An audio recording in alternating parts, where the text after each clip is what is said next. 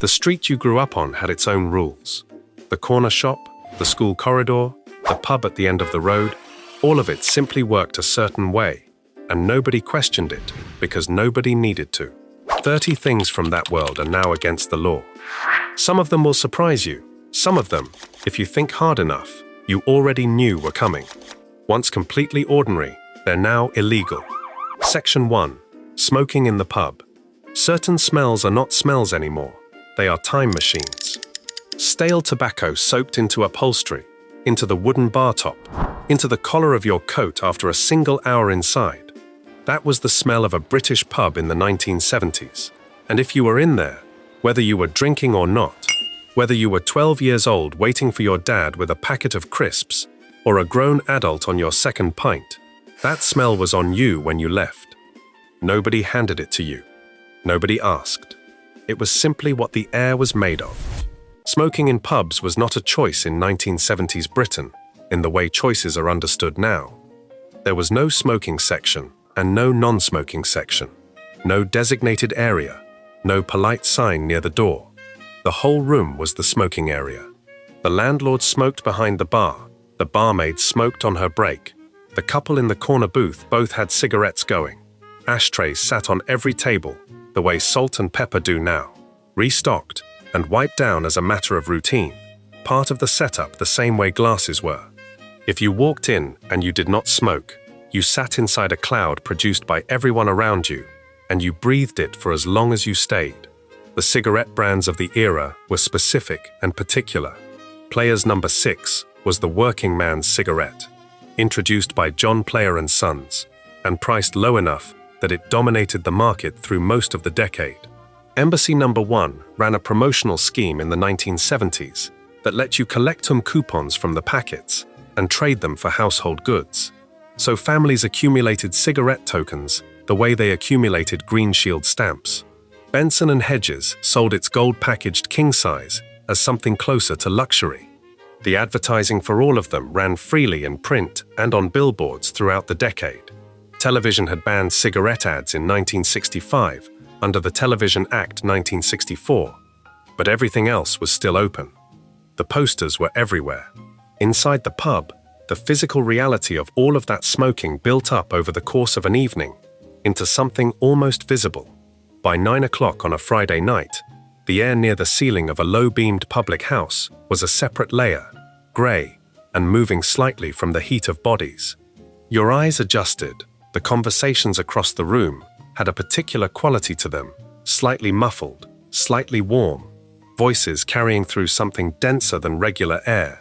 You learned to hold your pint below the haze line if you stayed long enough. The Royal College of Physicians had been pushing the government on second-hand smoke since at least 1971, when it established Action on Smoking and Health as a formal pressure group specifically to move legislation. The government moved slowly. Voluntary agreements with the tobacco industry came and went. Partial measures were proposed and stalled. It took until 2006 for Parliament to vote, 384 votes to 184, on a full ban covering every enclosed public place in England, including every pub, every club, every private member's bar, with no exceptions. Scotland went first, on 26 March 2006. England followed on 1 July 2007. Research published in the British Medical Journal estimated that in the 12 months after the ban, hospital admissions for heart attacks fell by 1,200 cases. Air quality inside British pubs improved by as much as 93% within weeks of the law taking effect. The morning after the ban came into force, pub landlords across the country opened their doors to a room that smelled like wood and carpet and old beer. Some of them said it was strange. Some of them said they had not noticed, until it was gone, how heavy the other thing had been. Nobody had to explain it when it was there. That was simply the air. You just moved through it, the same way you moved through everything else that decade. The next item on this list was even closer to home, right inside the school building, where a teacher could do something to you that would land them in prison today. Section 2. Corporal punishment in schools. Before the bell rang, before the register was called, before you opened a single book, There was an understanding in every British classroom of the 1970s that sat underneath everything else, like a foundation you never examined. The teacher at the front of the room had authority that went beyond marking and detentions. They had something physical, something that could be administered to your body, and the fact that it was rarely used on any given day did not make its presence any less real. If anything, the rarity made it larger, a thing that lived at the edge of everything, shaping behavior through its existence alone. Corporal punishment in British state schools was not a relic by the 1970s. It was active and legal and unremarkable. In England and Wales, the instrument of choice was the cane, a length of rattan, typically around a metre long, kept in the headmaster's office or, in some schools, in the form tutor's drawer. In Scotland, the torse was more common, a thick leather strap with a split end, made by a small number of specialist manufacturers in Lochgelly, Fife, where the craft had existed since the 19th century. The Lochgelly torse came in different weights and widths. Teachers ordered them by catalogue. Schools stocked them the way they stocked chalk. The administration of the cane followed a routine that was understood by every child in the building, whether they had experienced it directly or not. You were sent to the head. You waited outside the door. You went in. The strokes, typically 2 to 6, delivered across the palm of the hand or occasionally across the clothed buttocks, were recorded in a punishment book that the school was required to maintain. The entry noted your name, your age, the offence, the number of strokes, and the name of the teacher who administered them. The punishment book was a formal document. The act inside it was a formal act. What qualified as punishable varied considerably from school to school and teacher to teacher. Poor exam results were listed. Talking in class was listed. Forgetting homework, being late. In 1987, the year the ban finally came into force for state schools, a 13-year-old boy at an English grammar school received 5 strokes of the cane for poor performance on his exams. A doctor who examined him afterward recorded 5 separate raised welts on his body. The headmaster was taken to court and acquitted. The judge's comment at the time was that if a beating was to be administered, it was expected to be administered with force. The House of Commons voted to abolish corporal punishment in state schools on the 22 July 1986 by a margin of a single vote, 231 in favour to 230 against. The law came into effect in September 1987. Children in private schools, whose fees were paid out of their own family's pocket, remained legally subject to the cane until 1998, when Parliament closed that remaining gap. The full prohibition across every school in Britain, public and private, did not exist until March of that year. The Newsom Report of 1963 and the Plowden Report of 1967, both commissioned by the British government, had recommended abolition years before Parliament acted. A group of teachers formed the Society of Teachers Opposed to Physical Punishment in the early 1970s, specifically because the unions would not move. The unions held that discipline would collapse without the cane. They held that position for over a decade, while children continued to have their hands struck with measured, recorded, legally sanctioned force. When the ban finally arrived, no alternative system of discipline collapsed. Schools adapted within a term. The punishment books were put away and not replaced. What had seemed structurally necessary turned out to have been a habit so old it had been mistaken for a requirement. Nobody told you it was wrong while it was happening. That was simply how the school worked. Before we move on, if you're enjoying this analysis, please consider subscribing. It helps the channel tremendously. You sat in that classroom under rules nobody questioned. The next thing on this list was happening outside, on the roads. Something every family did without a second thought that would be unthinkable today. Section 3. Children riding unrestrained in cars. Saturday morning had a particular feeling to it. Your dad would start the car. Maybe a Ford Cortina, maybe a Vauxhall Viva, maybe a Morris Marina with the fake wood trim on the dashboard, and you would climb in wherever you liked. Front seat if you got there first. Back seat stretched out across the whole width if you wanted to lie down. Boot of an estate car with your cousin if there were enough of you. The car would pull out of the drive, and nobody would say anything about seatbelts because there was nothing to say. The belt was there if you wanted it. Most people did not want it. Most children were never asked. In the 1970s, wearing a seatbelt in Britain was optional, in the way wearing a hat was optional. The law required manufacturers to fit front seatbelts in new cars from 1967 onward, so the belt was physically present in most vehicles on the road by the middle of the decade. But fitting and wearing were two entirely separate questions, and the law only answered the first one. The second one was left to individual judgment. Studies conducted during the 1970s estimated that fewer than 40% of drivers and front seat passengers actually used the belt that was sitting right there beside them. Children in the back had no belt requirement of any kind. Children in the front had no belt requirement of any kind. A family of 5 could travel from London to Edinburgh at motorway speed with nobody secured to anything, and the journey was entirely legal from the first mile to the last. The campaigns trying to change this were running throughout the decade. The Department of Transport launched the Clunk Click Every Trip initiative in the early 1970s, a phrase coined specifically to describe the sound of the belt sliding home and the buckle catching. The television spots were direct and occasionally graphic. They showed what happened to an unbelted passenger in a crash with a precision that was unusual for public information films of that era. The campaign ran for years. Voluntary compliance barely moved. The argument that stalled the legislation for over a decade was not a medical one. The medicine was settled.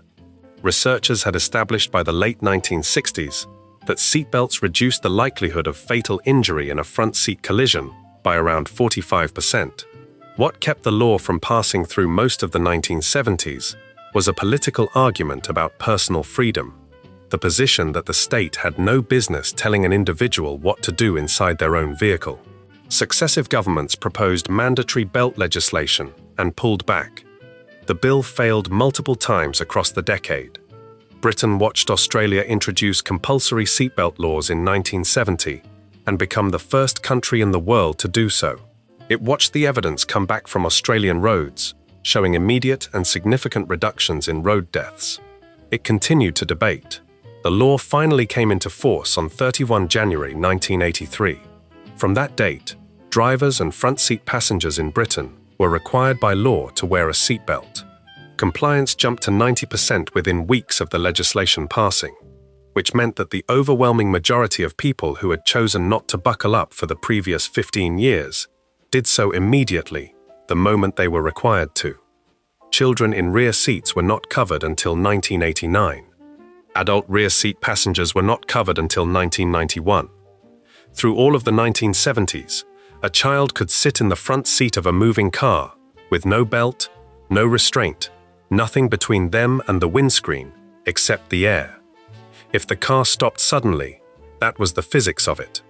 The boot of an estate was where children sat on long journeys, facing backward, watching the road disappear behind them, completely unrestrained at any speed the car could reach. Nobody thought to question it. That was simply how you got from one place to another. The road was one thing. What was happening inside people's houses was something else entirely. And the next item on this list was built into the walls themselves. Section 4. Asbestos in the home. There was a particular texture to certain ceilings in British houses of the 1970s. A rough, stippled surface, applied in swirling patterns that caught the light differently depending on where you stood in the room. Artex, the trade name most people knew it by, was sold as a decorating solution and applied by professional plasterers and ambitious DIY homeowners in equal measure across the decade. It was cheap, it covered imperfections in the plasterwork underneath, and it produced a finish that looked deliberate and modern. Millions of British homes had it. A significant proportion of those homes had a version that contained white asbestos fibers mixed into the compound at the point of manufacture. It was on the ceiling above your bed. It was on the ceiling above the kitchen table. Nobody mentioned it, because nobody thought there was anything to mention. Asbestos was not a hidden material in 1970s Britain. It was a celebrated one. Its properties: resistant to fire, resistant to heat, cheap to produce, easy to work with. had made it a staple of British construction since the late 19th century, and by the post-war housing boom, it was embedded in the fabric of the built environment at a scale that is difficult to fully account for now. Insulation boards contained it. Roof tiles contained it. Floor tiles contained it. Pipe lagging in lofts and airing cupboards was wrapped in it.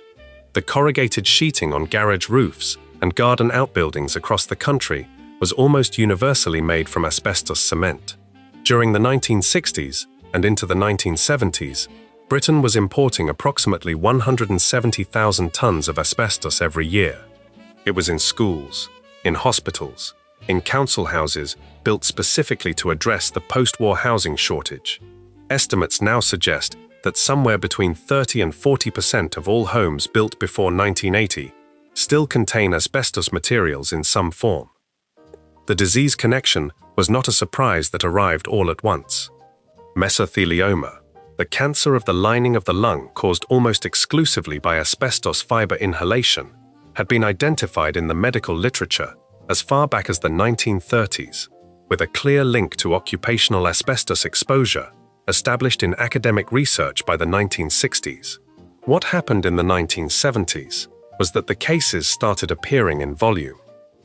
Workers who had been exposed during the post-war construction boom began falling ill at a rate that could not be explained away.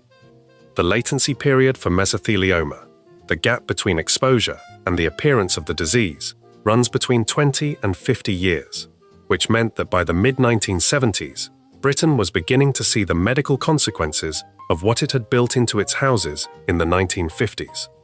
The government moved in stages.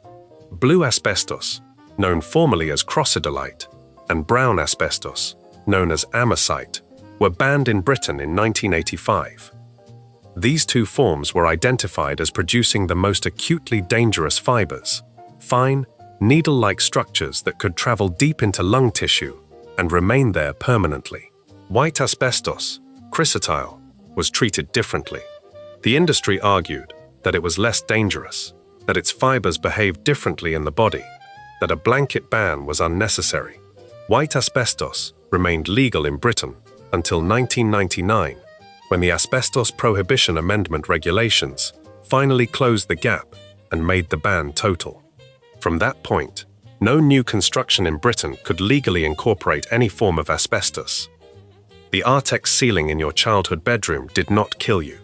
Asbestos, in its intact, undisturbed state, does not release fibers into the air.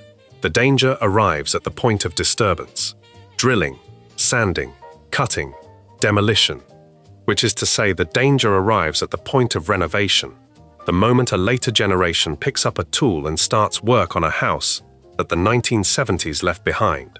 The material is still in there, in walls, in ceilings, under floor tiles, in the garage roof.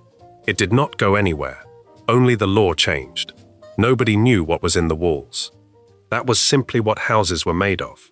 Before we move on, if you're enjoying this analysis, please consider subscribing. It helps the channel tremendously. The walls held something nobody could see. The next item on this list was something everyone could see. In every shop, on every high street, aimed directly at you. Section 5. Cigarette advertising on billboards and in magazines. Walking to school in the 1970s meant walking past them. They were on the side of buildings, on hoardings above the shops, on the back pages of the magazines your parents left on the coffee table, on the back cover of the Radio Times sitting next to the television set. Full color, full size, professionally photographed and carefully worded. A man in an open-necked shirt on a hillside, with a lit cigarette and an expression of complete ease. A couple in evening wear, relaxed and elegant, smoke curling upward in a way that looked almost architectural. The brand names were large and confident. Marlboro, Benson and Hedges, Silk Cut, Embassy. John Player Special in its black and gold livery. They were selling something, but the thing they appeared to be selling was not a cigarette. It was a condition. A version of yourself that was unhurried and assured and faintly desirable. You saw it so often you stopped seeing it, the way you stop seeing the furniture in a room you have lived in long enough. Television had already gone. The Television Act 1964 cleared cigarette advertisements off British screens on the 1 August 1965, making Britain one of the first countries in the world to impose that particular restriction.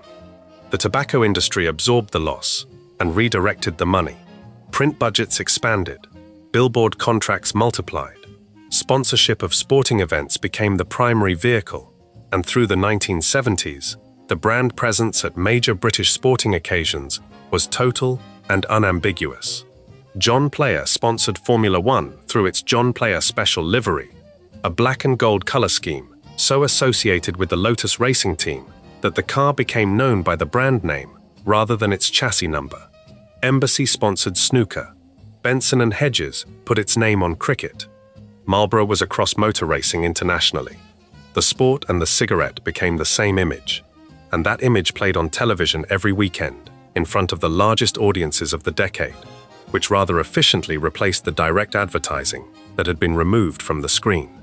In print, the rules were self-regulatory for most of the decade, meaning the industry largely policed itself according to voluntary agreements with the government. Those agreements restricted certain things. Advertisements could not directly target children, could not show athletes in the act of competing, could not make explicit health claims. What they could do was place full-page advertisements in every general interest magazine on the newsstand, in every Sunday supplement, on every major arterial road in every British city. The Silk Cut campaign that launched in the 1980s became famous for its abstract imagery, a piece of purple silk with a cut in it, no words, no people, no explicit product, specifically because it worked within the letter of increasingly strict guidelines, while being immediately and universally recognizable. That level of creative engineering was only necessary because the brand had spent a decade before it, building recognition through completely unambiguous advertising. The Tobacco Advertising and Promotion Act, 2002, ended most of what remained. Press advertising was banned from February 2003. Billboard advertising went the same month. Direct mail followed in May. Sponsorship of domestic sporting events was phased out by July 2003. Formula One was given a longer runway because of its international commercial structure, and the final ban on tobacco branding at European Grand Prix events came into force in August 2005. By that point, the industry had spent 4 decades losing ground in Britain, one medium at a time, from the television ban in 1965 to the near-total prohibition in 2003, a retreat so gradual that each individual step felt moderate, even as the cumulative distance covered was enormous. The hoardings on the way to school came down. The back pages of the magazines changed. The racing cars wore different colors. What replaced the cigarette posters was other advertising, just as large, just as confident, selling different conditions entirely. The space was always going to be filled by something. Nobody thought it was unusual when it was there. That was simply what the walls of the street looked like. The advertising was everywhere outside. The next item on this list was something that happened inside, in the corner shop, where a child could walk in alone and come out with something that would be a criminal offense to sell them today. Section 6. Children buying cigarettes from the corner shop. The corner shop had its own geography. Sweets along the bottom shelf, where your hands could reach them. Comics in the rack by the door. The counter high enough that you had to look up at the person behind it, which was by design, because behind that counter was everything that required an adult decision.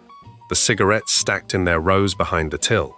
Brand names forward, packets neat and colored, and familiar from the billboards outside. You knew what they cost. You knew which ones your mum smoked and which ones your dad preferred. And if someone sent you in to buy a packet, you went in and bought a packet.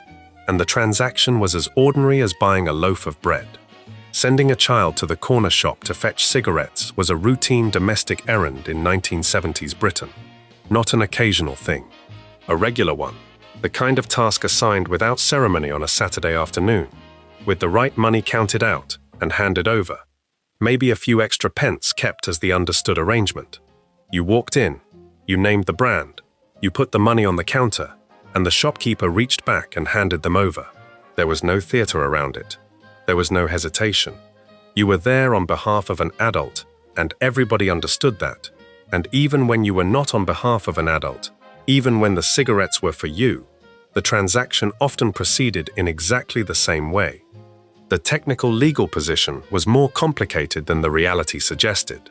The Children Act of 1908 had established 16 as the minimum age for purchasing tobacco, making Britain one of the earlier countries to place any formal age restriction on the sale at all.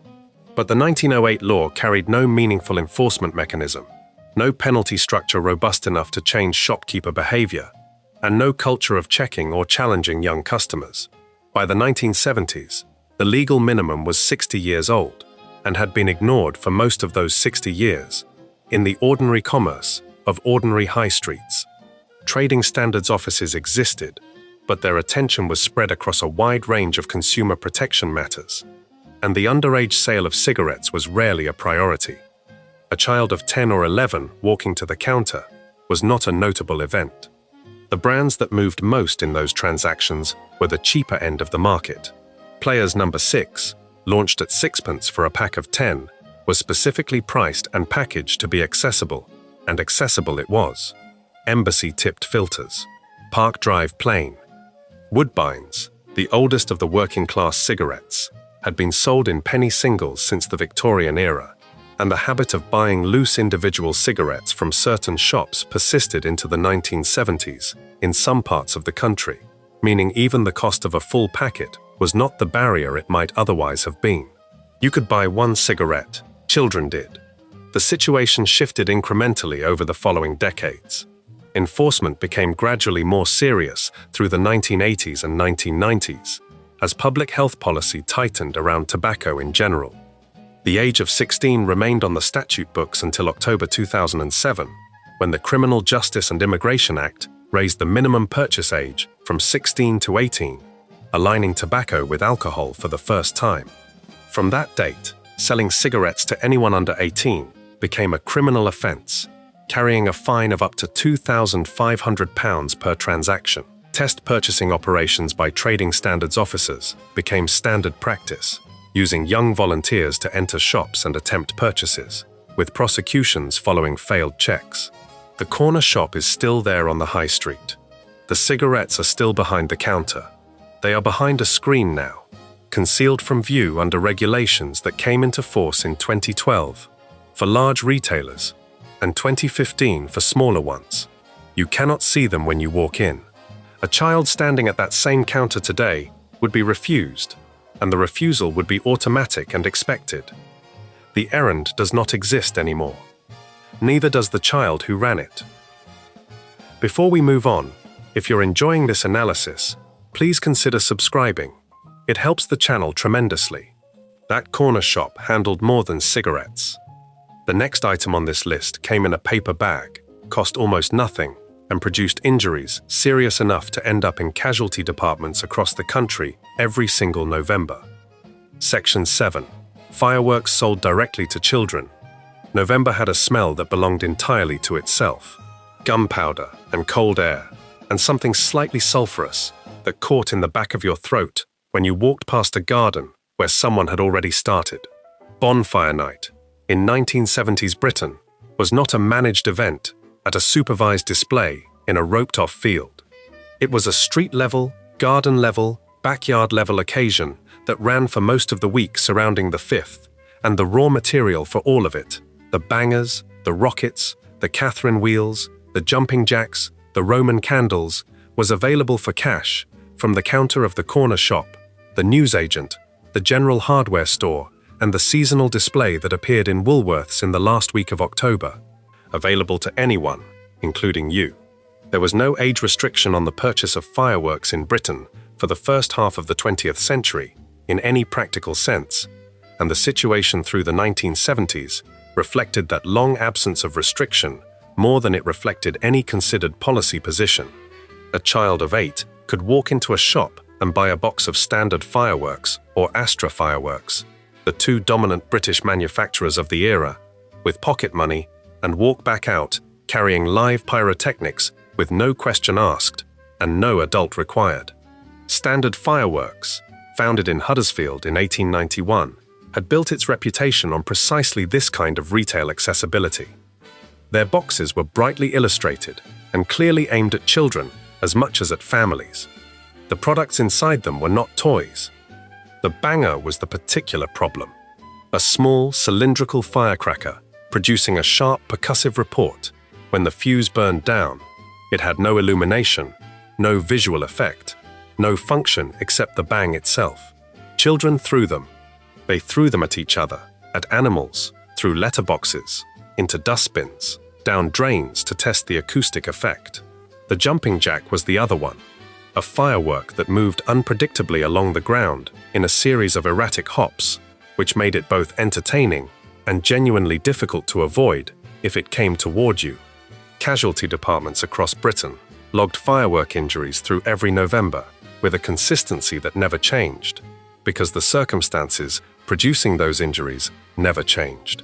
Between 1,000 and 1,200 people were treated for firework-related injuries every year in Britain through the 1970s and into the 1980s, and the majority of those injuries involved children. The government moved on the specific products before it moved on the age restriction. Bangers were banned in Britain in 1997 under the fireworks safety regulations of that year, along with aerial shells and other devices that produced no light, only sound and concussive force. The jumping jack survived that particular cull, but has since been restricted to professional displays. The age restriction for purchasing fireworks came in 2 stages. The Explosives Act 1875 had set 12 as the nominal minimum for a very long time, a threshold routinely ignored in practice. The Fireworks Regulations 2004 raised the minimum purchase age to 18 and set it properly in law for the first time, with an enforcement framework that carried real consequences for retailers. An adult buying fireworks for a child under 18, with the intent that the child would use them unsupervised, became an offense under the same legislation. The 2004 regulations also set a noise limit on consumer fireworks of 120 decibels, restricted the hours during which fireworks could be let off without a license to between 11 at night and midnight on most days of the year, and created a new criminal offense of possessing a Category 4 professional firework without the appropriate authorization. None of that framework existed when you were standing at that Woolworths display in late October, choosing between the family selection box at £2.50 and the individual rockets lined up in their tubes. The choice was yours. The money was yours. The firework was yours. Nobody asked how old you were. That was simply how November worked. The next item on this list moved at speed on public roads, and the rules around it, or the absence of rules, would not last much longer than the decade itself. Section 8. Drink driving. The pub closed at 11. That was the fixed point around which the whole evening organized itself. The last round called at 10:45, the glasses drained, the coats pulled on, and then the car park, where the same people who had spent 3 hours drinking bitter and lager and whiskey chasers climbed into their Fords and Rovers and drove themselves home along roads they knew well enough to navigate on instinct. The drive home was part of the evening. It followed the drinking the way the drinking followed the arrival. Nobody stood in the car park and suggested an alternative, because there was no alternative that carried the same social logic. The bus had stopped. The taxi was an expense. The car was right there. Drink driving in 1970s Britain existed in a legal and cultural space that is almost unrecognizable now. The law itself was not new. The Road Safety Act of 1967 had established Britain's first legally enforceable blood alcohol limit for drivers, set at 80 milligrams of alcohol per 100 milliliters of blood, and introduced the breathalyzer as the means of measuring it at the roadside. Barbara Castle, the transport minister who pushed the legislation through, faced significant opposition from within her own party and from the licensed trade, which predicted catastrophic losses in pub revenue. The law passed. The limit was real. But the limit and the enforcement of the limit were two separate things, and through most of the 1970s, the gap between them was wide enough to drive through. Police use of the breathalyzer was not routine in the way it later became. Officers could request a breath test if they had specific grounds to suspect impairment, erratic driving, an accident, visible signs of intoxication, But the random roadside stop for a test without prior cause was not part of standard practice in the way it eventually became in later decades. The culture of the road reflected that. Driving after several drinks was not considered reckless behavior by most people who did it. It was considered normal behavior by people who were careful. The careful version involved knowing your own tolerance, sticking to the roads you knew, taking it steady. The idea that alcohol affected judgment about alcohol's effect on judgment was not a consideration that entered the conversation. The figures from the decade carry the weight of that culture plainly. In 1979, road accidents, in which alcohol was a contributory factor, killed approximately 1,640 people in Britain.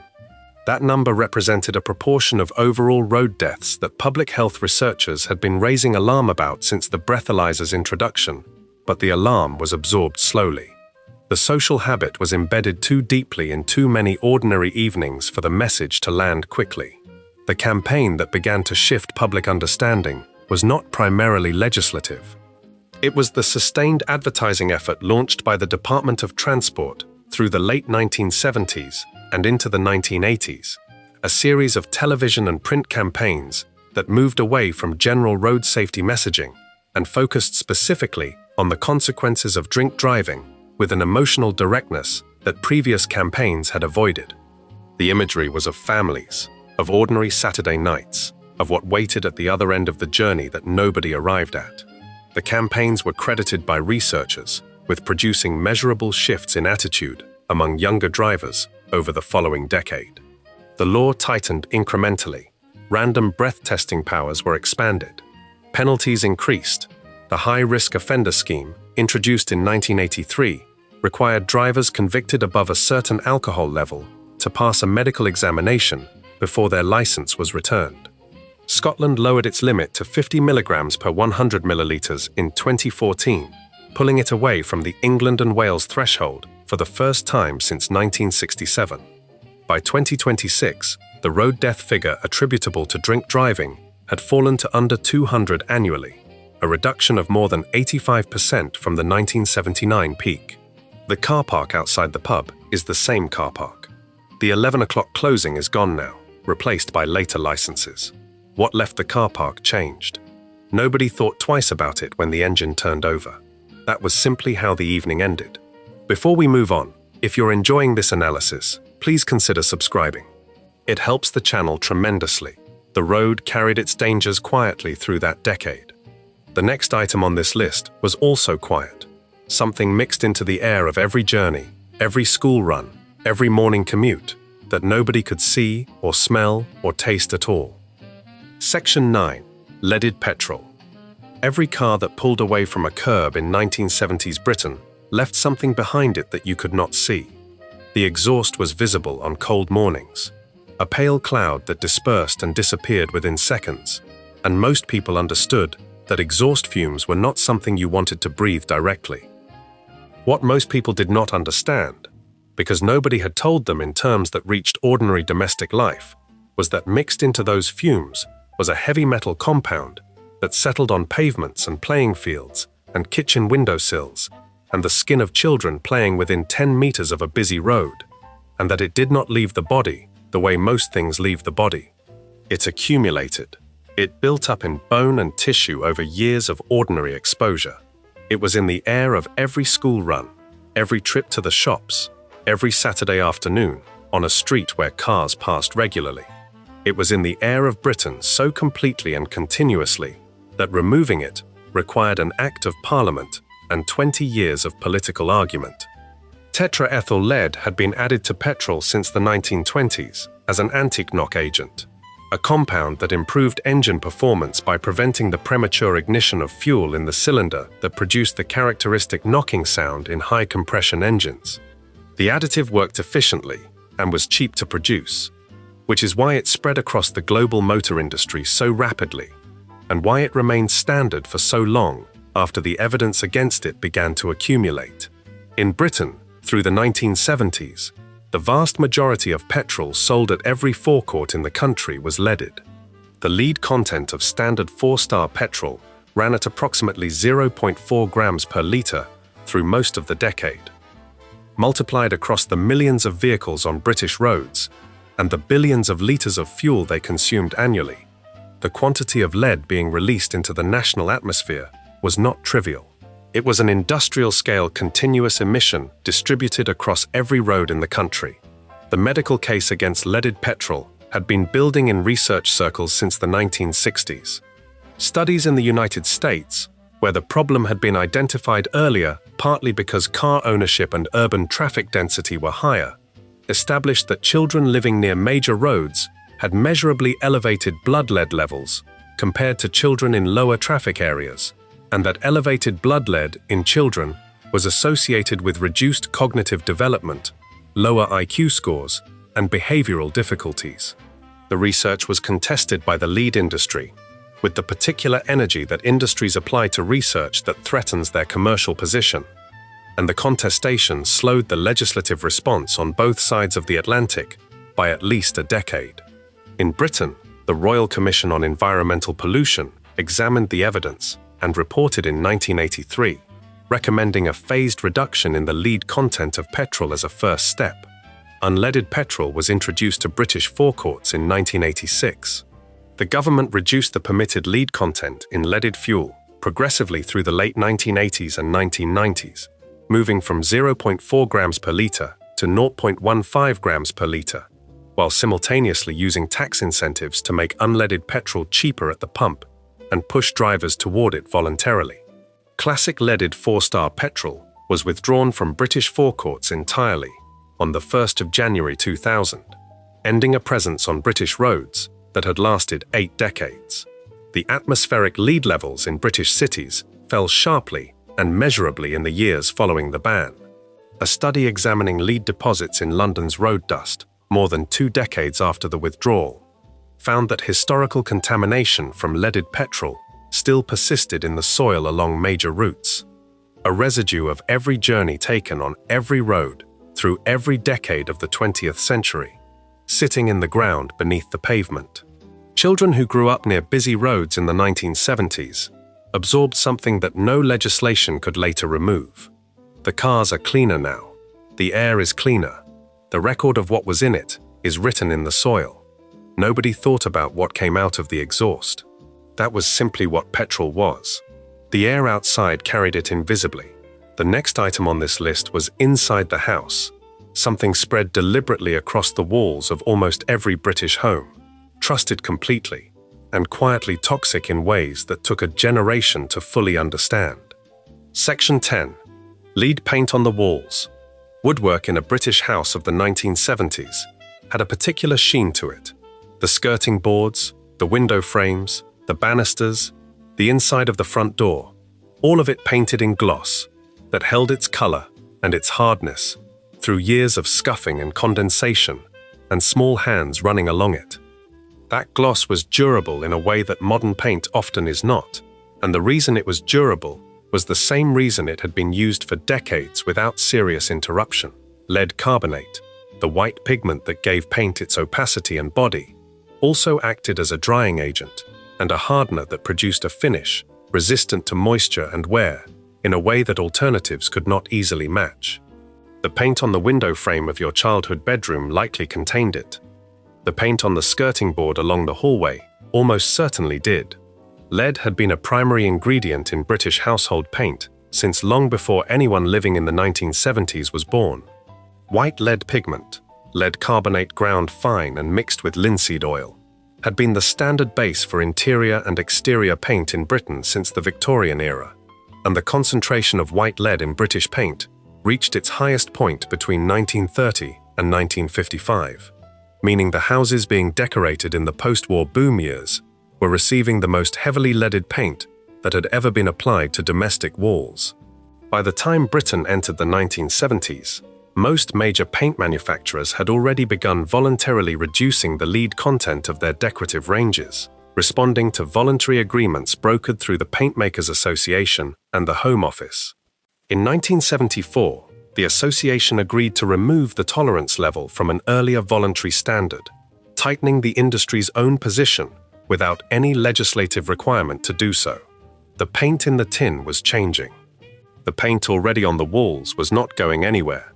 France, Belgium, and Austria had banned white lead interior paint as early as 1909. The United States banned lead paint entirely in 1978. Britain did neither of these things on anything like the same timeline. What Britain did instead was move through a series of voluntary industry agreements and partial restrictions across several decades, a process shaped in part by the heritage lobby, successfully arguing that lead paint had no equivalent for the maintenance and restoration of historic buildings, which was true, and which created an exemption that slowed the broader prohibition. The comprehensive legal ban arrived in 1992, when the Environmental Protection, Controls on Injurious Substances, regulations implemented an EU directive prohibiting the sale and use of paint containing lead carbonate and lead sulfate for general decorative purposes. 83 years after France had moved, and 14 years after the United States. The danger of lead paint is not in the paint when it is intact.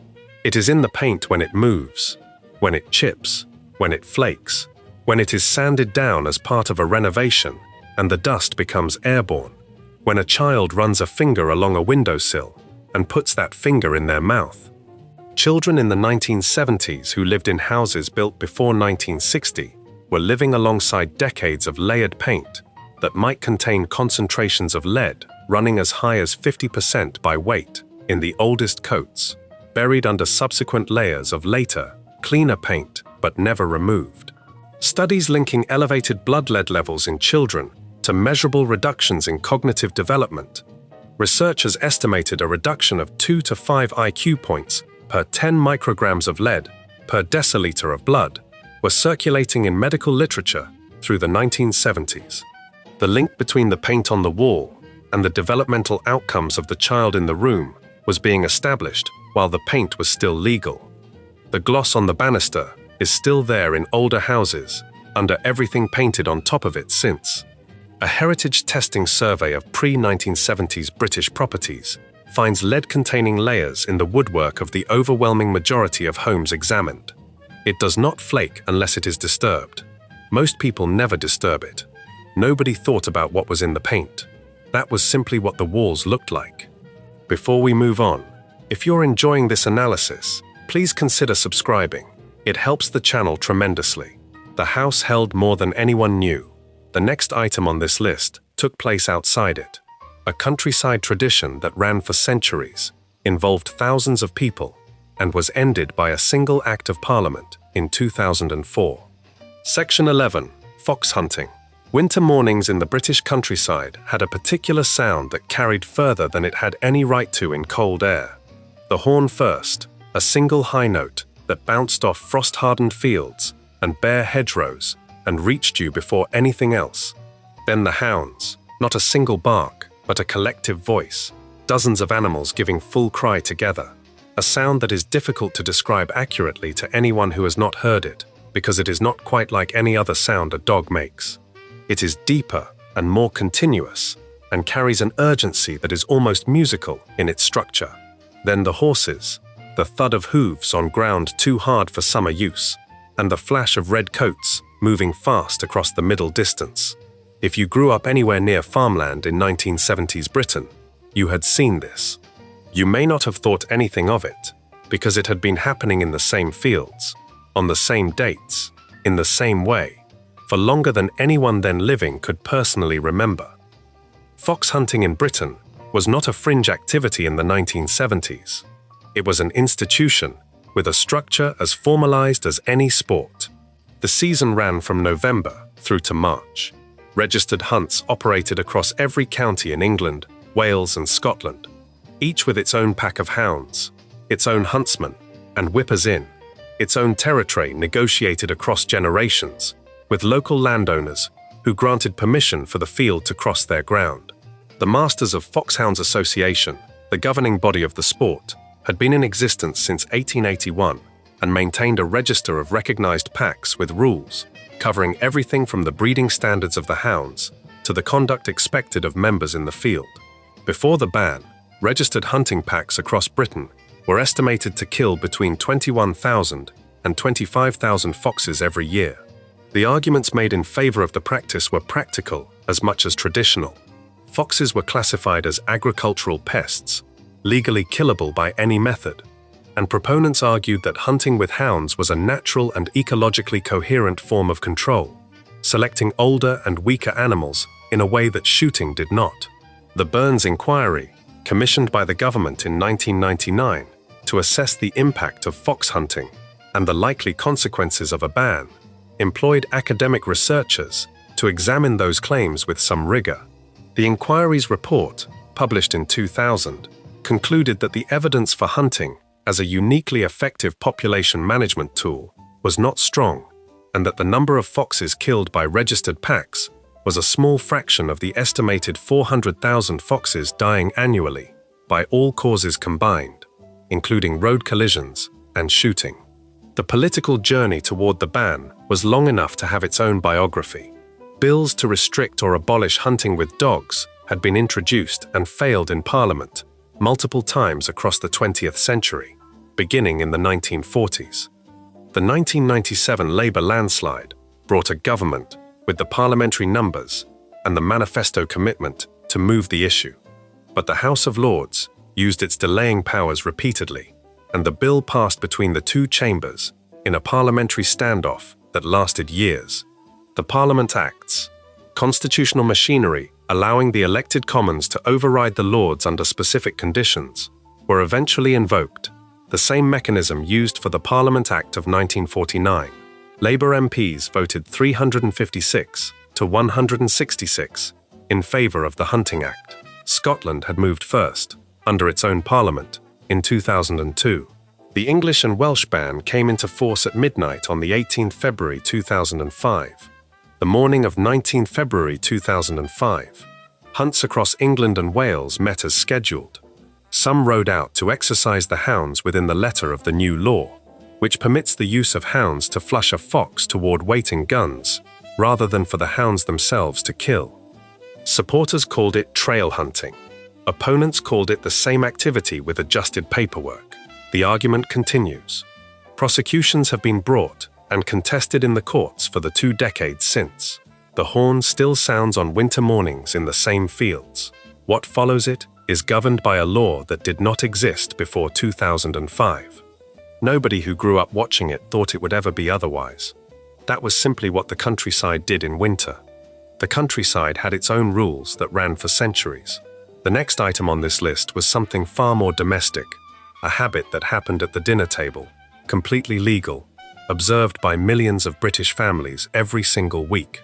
Section 12. Banned dyes in everyday food. The salad cream came out of a Heinz bottle and went onto everything. Onto the ham, onto the lettuce, onto the chip butty, if that was what you were having. It sat in the middle of the table at lunch and at tea, and nobody examined it any more closely than they examined the salt. The color of it was a particular shade of yellow that looked appetizing in the way manufactured things are designed to look appetizing. A yellow that was consistent from bottle to bottle and year to year in a way that nothing produced from eggs alone ever quite manages. What produced that consistency was not a culinary technique. It was a dye, derived from the same industrial processes that made shoe polish and floor wax. Sudan 1, a coal tar compound classified decades later as a genotoxic carcinogen, was doing the work that the label implied egg yolks were doing. The bottle said nothing about it. Nobody thought to ask. Color was the central commercial problem of processed food in 1970s Britain, and industrial dyes were the solution that the food manufacturing industry had settled on before the decade began and maintained throughout it.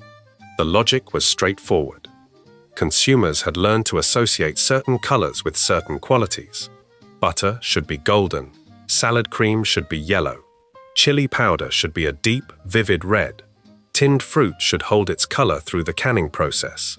When the natural color of an ingredient faded during processing, or varied seasonally in a way that the marketing department found inconvenient, a dye restored it to the expected standard. The dye cost less than the alternative, worked reliably, and was invisible to the consumer in every sense that mattered to the manufacturer. It was in the product. It was not on the label, in terms anyone would notice. Coal tar dyes had been used in British food since the Victorian era derived initially from the waste products of coal gas production, which gave them their name and their extraordinary range of colors. By the 1970s, the chemistry had become more sophisticated, but the basic principle remained unchanged. Synthetic compounds producing intense, stable colors at a fraction of the cost of natural pigments. The yellow in some packet soups came from tartrazine, the azo dye designated E102, which would eventually require a mandatory hyperactivity warning on its label, following a 2007 study commissioned by the Food Standards Agency and conducted at the University of Southampton. The red in certain spice blends and curry powders came from Sudan dyes, specifically Sudan 1 through Sudan 4, compounds that the International Agency for Research on Cancer classified as potential human carcinogens as early as 1987. Sudan 1 had been banned from food use in the United States in 1918. Britain continued using it. The 2005 incident made the scale of the problem visible in a way that the existing regulatory position had not.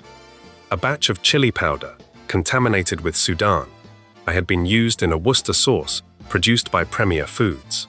The Worcester sauce had been used as a flavoring ingredient in hundreds of other products across the British food supply: soups, ready meals, sauces, snacks, before the contamination was identified. The Food Standards Agency issued a recall covering more than 350 separate products. At that point, the largest food recall in British history. The dye was already illegal under EU rules, introduced in 2003. It had been in the food chain regardless, because the ingredient testing systems that would have caught it earlier were not routine practice across the supply chain. The butter on the breakfast table in the 1970s was colored to its expected golden hue with coal tar dyes when the winter milk from grass-deprived cows produced a paler product than consumers expected. The oranges in the fruit bowl had in some cases been treated with rhodamine B at source to make pale fruit look ripe and appealing. The bright red in certain sweets came from amaranth dye, later banned after animal studies found links to cancer. What the food looked like and what was making it look that way were two entirely separate things, and only one of them was discussed. Nobody read the small print. That was simply what the food tasted like. Before we move on, if you're enjoying this analysis, please consider subscribing. It helps the channel tremendously. The food held things nobody examined closely. The next item on this list happened in the open air, in schoolyards and back gardens across the country, with a piece of equipment that sent children to casualty departments in numbers significant enough to eventually force a government response. Section 13, clackers. You heard them before you saw them. Two sounds, actually: a sharp percussive crack when the balls met below the hand, and a fraction of a second later, the same crack above it. The whole cycle repeating faster and faster as the player found their rhythm until the sound merged into something almost continuous. A rapid hollow knocking that carried across a playground the way no other sound quite did. Every child within earshot turned to look.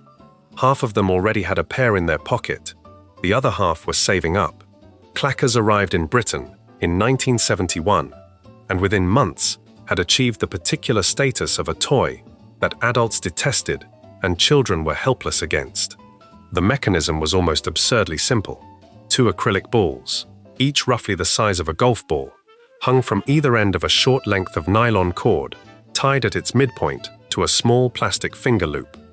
You held the loop, let the balls swing below, and used a controlled up and down motion of the wrist to set them in motion. When they gathered enough momentum to rise above the hand on each swing as well as below it, clacking at the top of the arc and again at the bottom, you had mastered the basic technique. From there, the goal was speed, and the speed produced the sound, and the sound was the point. British newspapers described it at the height of the craze as somewhere between high-pitched distant gunfire and giant clattering dentures. The description was not inaccurate. James Gardner, a factory owner from Liverpool, had seen clackers selling at scale in the United States and brought the concept back to Britain himself, where domestic manufacturers produced their own versions at price points accessible to the pocket money economy. The British Toy Council, the industry's own standards body, was receiving reports of injuries within months of the craze taking hold. The injuries followed a consistent pattern. The balls, moving fast and heavy through a short arc, made direct contact with wrists, knuckles, forearms, and occasionally faces when a player lost control of the rhythm. That was the predictable hazard. The less predictable one was structural. The acrylic used in cheaper versions of the toy was not engineered to withstand the repeated high-impact collisions the game required. After sustained use, and sometimes without warning, the balls shattered, not cracked.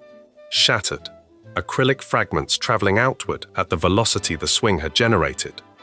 British current affairs television programs ran footage of clackers being subjected to stress tests in which the balls broke apart in slow motion, the shards spreading across the frame in a pattern that left little ambiguity about what they would do to an eye or a face at full speed.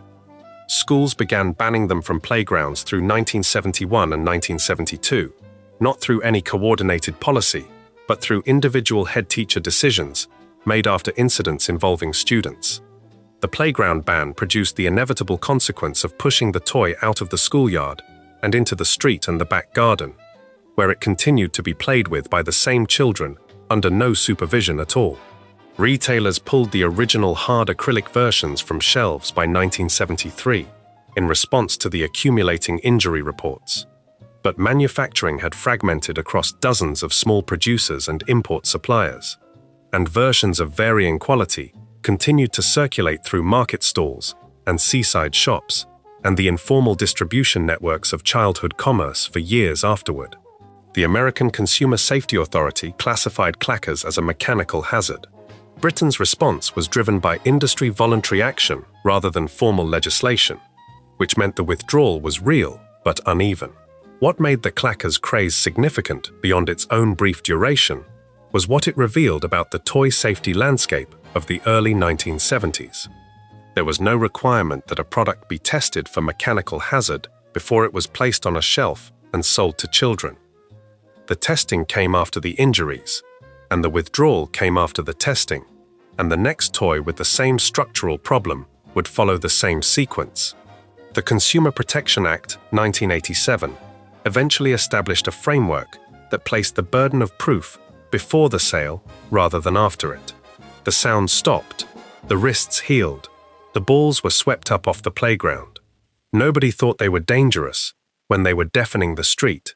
That was simply what the toy did. The playground was one kind of danger. The next item on this list was a different kind entirely. Something that happened inside a building you visited regularly, in a room that looked completely ordinary, that carried a legal permission nobody had thought to question for nearly 200 years. Section 14.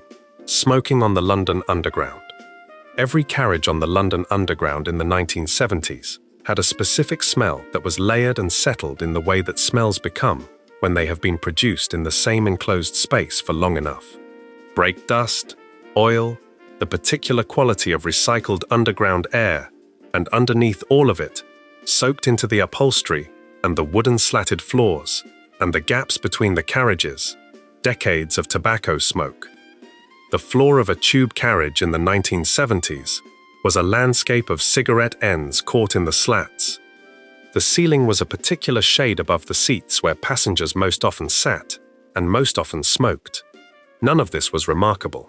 It was the texture of the journey, the same way the sound of the wheels was the texture of the journey. You sat in it, and you looked at your newspaper, and the train moved through the dark. Smoking on the Underground was not a recent permission in the 1970s. The London Underground had been operational since 1863, when the Metropolitan Railway opened the world's first urban underground line between Paddington and Farringdon Street. Passengers on those early steam-hauled trains smoked in the compartments from the beginning because the trains themselves ran on steam and the carriages filled with engine smoke regardless, and the distinction between the smoke of the locomotive and the smoke of the passenger's pipe was not a practical one that anyone was prepared to enforce. The habit migrated into the electric era of the Underground without examination, because it had always been there, and the mechanism for questioning it had never been developed. By the 1970s, the permission to smoke on the tube carried roughly a century of uninterrupted precedent behind it.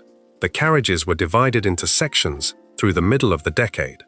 When the pressure on London Underground to address the issue began to build from passenger groups and from the Evening Standard's sustained campaign for smoke-free transport, the first response was spatial, designating specific carriages for smokers and specific carriages for non-smokers, rather than prohibiting smoking outright. The penultimate carriages at each end of the train were the smoking allocation.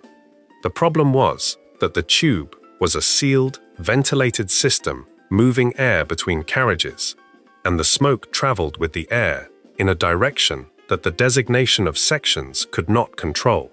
The non-smoking carriages smelled of smoke from the smoking carriages adjacent to them. The distinction was administrative rather than practical. A fire at Oxford Circus Station, believed to have been started by a cigarette, was the proximate trigger for the first substantive ban. Smoking was prohibited on London Underground trains from 9 July 1984. The ban extended to underground stations, those wholly or partly below street level, in February 1985. Above-ground stations remained technically exempt. The ban on trains and underground stations was real, but its enforcement was inconsistent, because the culture of lighting up on the platform as a train departed had been normal for too long to change by signage alone. Staff reports from the period describe passengers routinely finishing cigarettes on station platforms after the 1985 prohibition, with little active intervention. On the evening of 18 November 1987, at approximately 7:30, a passenger on an escalator at King's Cross St Pancras Station dropped a lit match. It fell through the gap between the moving escalator steps and the fixed side panel and landed in the accumulated grease and debris beneath the wooden structure, a layer of material that had built up over years of minimal maintenance and that included, among other combustibles, years' worth of discarded smoking materials. The fire grew within the confined geometry of the escalator shaft, and then, at 7:45, produced a flashover that drove a fireball into the crowded ticket hall above. 31 people died. Station officer Colin Townsley of the London Fire Brigade died attempting to evacuate passengers. The clock at the top of the escalator stopped at the moment the fire burned through its wiring, and that time, 7:45, was fixed as the record of the moment the ticket hall became unsurvivable. London Underground banned smoking across the entire network within 5 days of the fire. All wooden escalators were subsequently replaced with metal. The public inquiry led by Desmond Fennell QC produced 157 recommendations. The match that started the fire was the act of a single person. The conditions that allowed 31 people to die from it were the product of a century of accumulated habit and neglected maintenance, and a smoking permission that had lasted so long it had ceased to be examined at all. Nobody thought to question it while they were lighting up on the platform. That was simply part of the journey. Before we move on, if you're enjoying this analysis, please consider subscribing. It helps the channel tremendously. The Underground carried its danger quietly for over 100 years. The next item on this list happened not underground, but in open countryside, on public roads, at speeds that should have made it obviously dangerous. And it was completely legal until a specific Act of Parliament changed everything overnight. Section 15. Riding a motorcycle without a helmet. On any road in Britain, on any day before the 1st of June 1973, you could take a motorcycle out of the garage, start the engine, pull onto the street, and ride at whatever speed the road permitted, with nothing on your head. No helmet, no requirement, no offense. The wind was the wind, and the road was the road, and the decision about what you placed between your skull and the consequences of losing control of the machine was yours to make, privately and entirely. Millions of people made it every day. A significant proportion of them made it in favor of an uncovered head, for reasons that ranged from discomfort to the particular feeling of riding without the weight and enclosure of a helmet, which experienced motorcyclists described in terms that had nothing to do with recklessness and everything to do with the nature of the experience itself.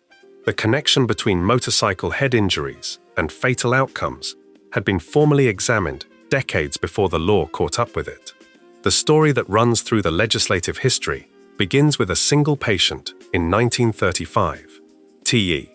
Lawrence, the military officer and writer, known throughout Britain as Lawrence of Arabia, crashed his Brough Superior motorcycle on a country road in Dorset on 13th of May of that year, sustaining a traumatic head injury from which he died 6 days later at the age of 46.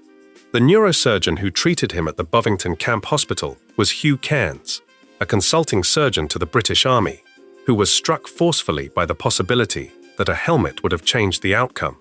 Cairns spent the following years accumulating data on motorcycle head injuries across military and civilian populations, producing research that directly shaped the British Army's decision to make helmet use compulsory for all military dispatch riders from November 1941. The Army had moved on the evidence. The civilian road remained unrestricted for another 32 years. Attempts to make motorcycle helmets compulsory by law had been introduced and failed in Parliament in 1956, and again in 1962, defeated largely on the grounds of personal freedom, the same argument that would delay the seatbelt law for a further 2 decades.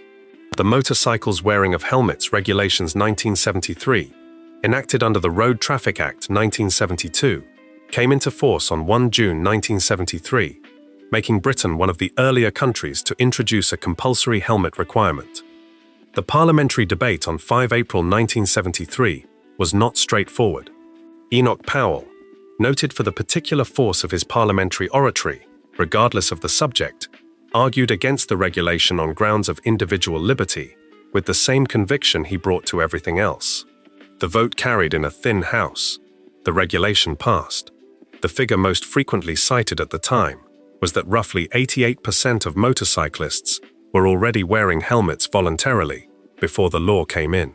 This was used both to argue for the law, proof that the safety case was accepted, and against it, since a voluntary compliance rate that high suggested the remaining 12% were exercising a deliberate choice that the state had no urgent reason to override. The argument did not prevail.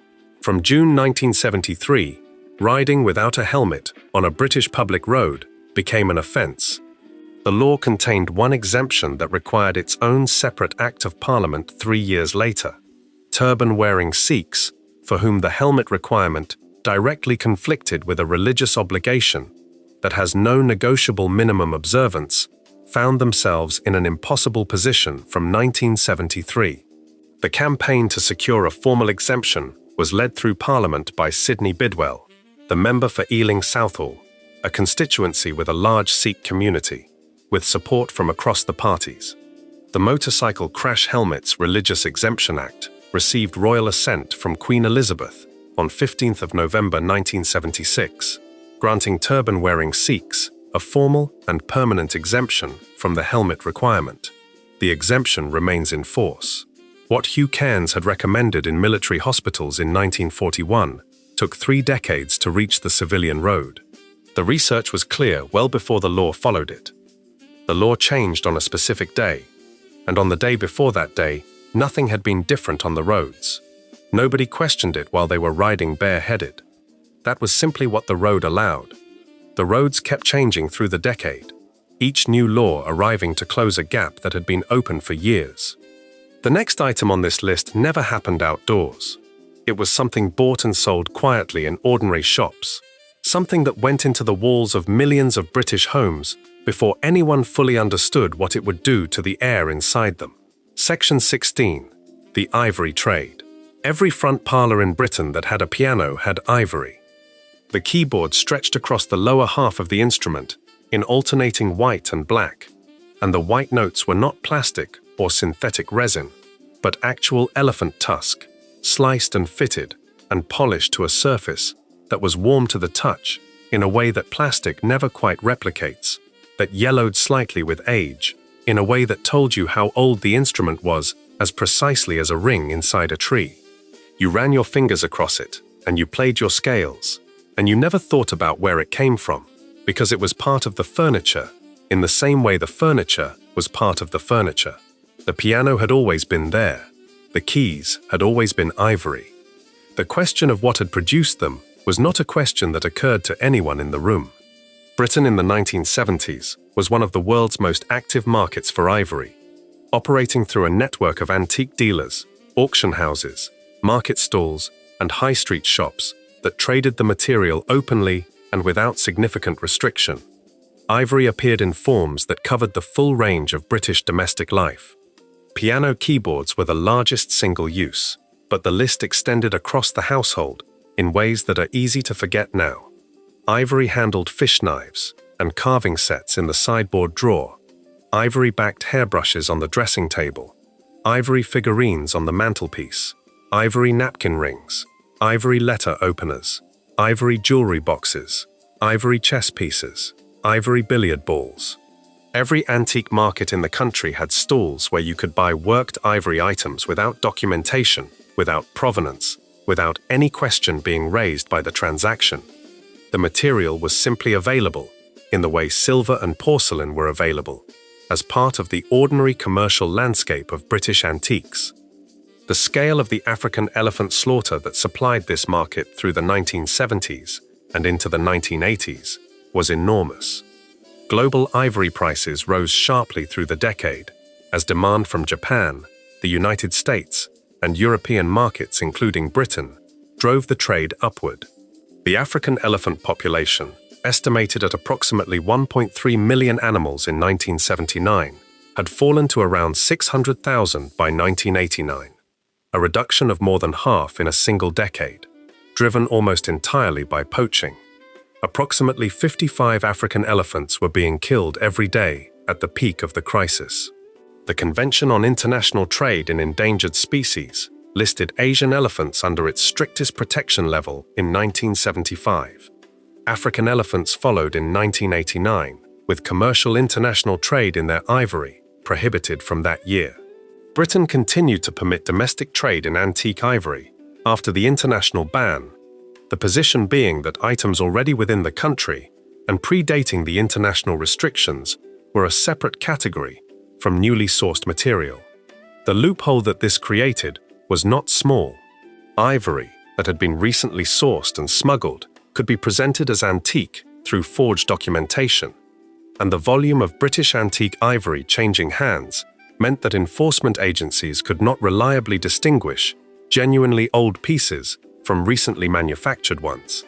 The Environmental Investigation Agency documented cases through the 1990s and 2000s of illegal ivory entering the British market through exactly this mechanism. Auction houses and antique dealers traded hundreds of millions of pounds worth of ivory across the decades following the international ban, with limited verification of provenance. The Ivory Act 2018 was the response. Passed with cross-party support and 85% public backing in opinion polling, the legislation introduced a near-total prohibition on the buying and selling of ivory in Britain, with narrow exemptions for items of significant historic, artistic, or cultural importance, and for musical instruments, where the ivory component formed a small percentage of the whole. The Act received royal assent in December 2018 and came into full force on 6 June 2022, after a series of legal challenges from antique dealers were dismissed. In January 2025, the Act was expanded to cover 4 additional species, including hippopotamus, walrus, and narwhal. The piano in the front room has not changed. The keys are still the same color, the same temperature under the fingers, yellowed the same way. The instrument itself is not the problem, only selling it is. Nobody considered the keys when they sat down to play. That was simply what the keyboard was made of. Before we move on, if you're enjoying this analysis, please consider subscribing. It helps the channel tremendously. The front room gave up something without most people noticing. The next item on this list happened in the street outside, on any weekday morning, involving a vehicle and a child, and a transaction that the law eventually decided was nobody's idea of acceptable. Section 17. Children working the milk round. The float moved at walking pace and made almost no sound except the low hum of its electric motor and the particular musical clinking of glass bottles in their crates. It was dark when it started, properly dark, the kind of dark that belongs to the hours before any other activity has begun on the street.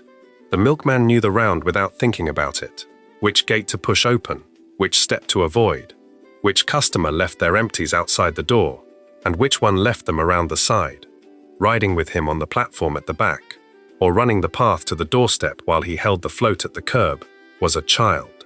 Sometimes his own, sometimes a neighbor's, sometimes a 12-year-old doing this 6 mornings a week for £1 a session and a pint of gold top left on the family doorstep as part of the arrangement, because that was the economy of it, and that was simply what the mornings worked like.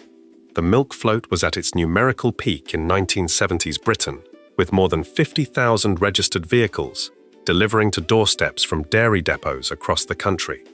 The doorstep delivery system had been a feature of British domestic life since the late Victorian era, built on a logic of daily consumption and daily collection that required a presence on every street before most people were awake.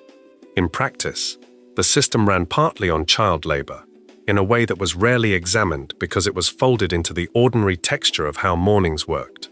Children rode on the back of the float. Children carried the crates. Children knocked on doors to collect the weekly payment, cash in an envelope, or counted out on the doorstep, coin, by a customer who knew the round's child the same way they knew the milkman. The transaction happened at eye level with the child and was considered unexceptional by everyone involved.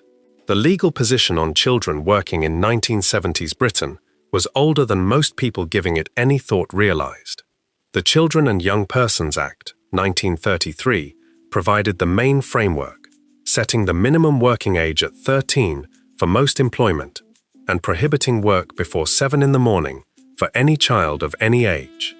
By the standards of that framework, most children helping on milk rounds in the 1970s were working illegally, since the rounds typically began at 4 in the morning or earlier and required a physical presence on the float from that hour.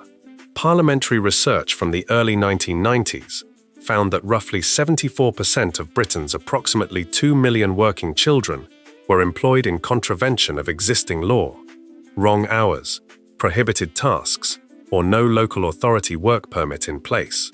The milk round was one of the clearest examples, cited specifically in House of Commons debates, as a practice where illegal child working was routine and widely known and almost entirely unenforced. The shift came through European Union law rather than domestic initiative. The EU Directive on the Protection of Young People at Work, issued in 1994, required member states to implement specific minimum standards for child employment, and Britain enacted these through the Children Protection at Work Regulations 1998. The regulations set out with new specificity the categories of work from which children were entirely excluded, regardless of age or parental consent. Delivering milk appeared on that list, alongside delivering alcohol, working in commercial kitchens, and working at heights above 3 meters.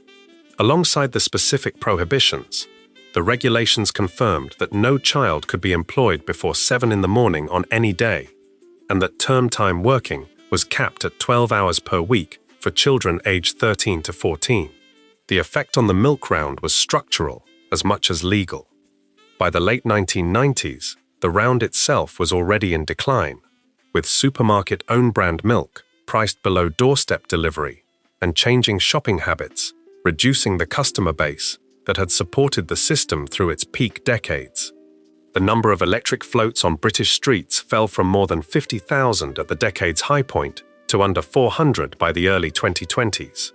The round that remained was mechanized differently, delivered by adult employees operating within standard employment law, the pre-dawn hours covered by adult shift patterns rather than by children running paths in the dark.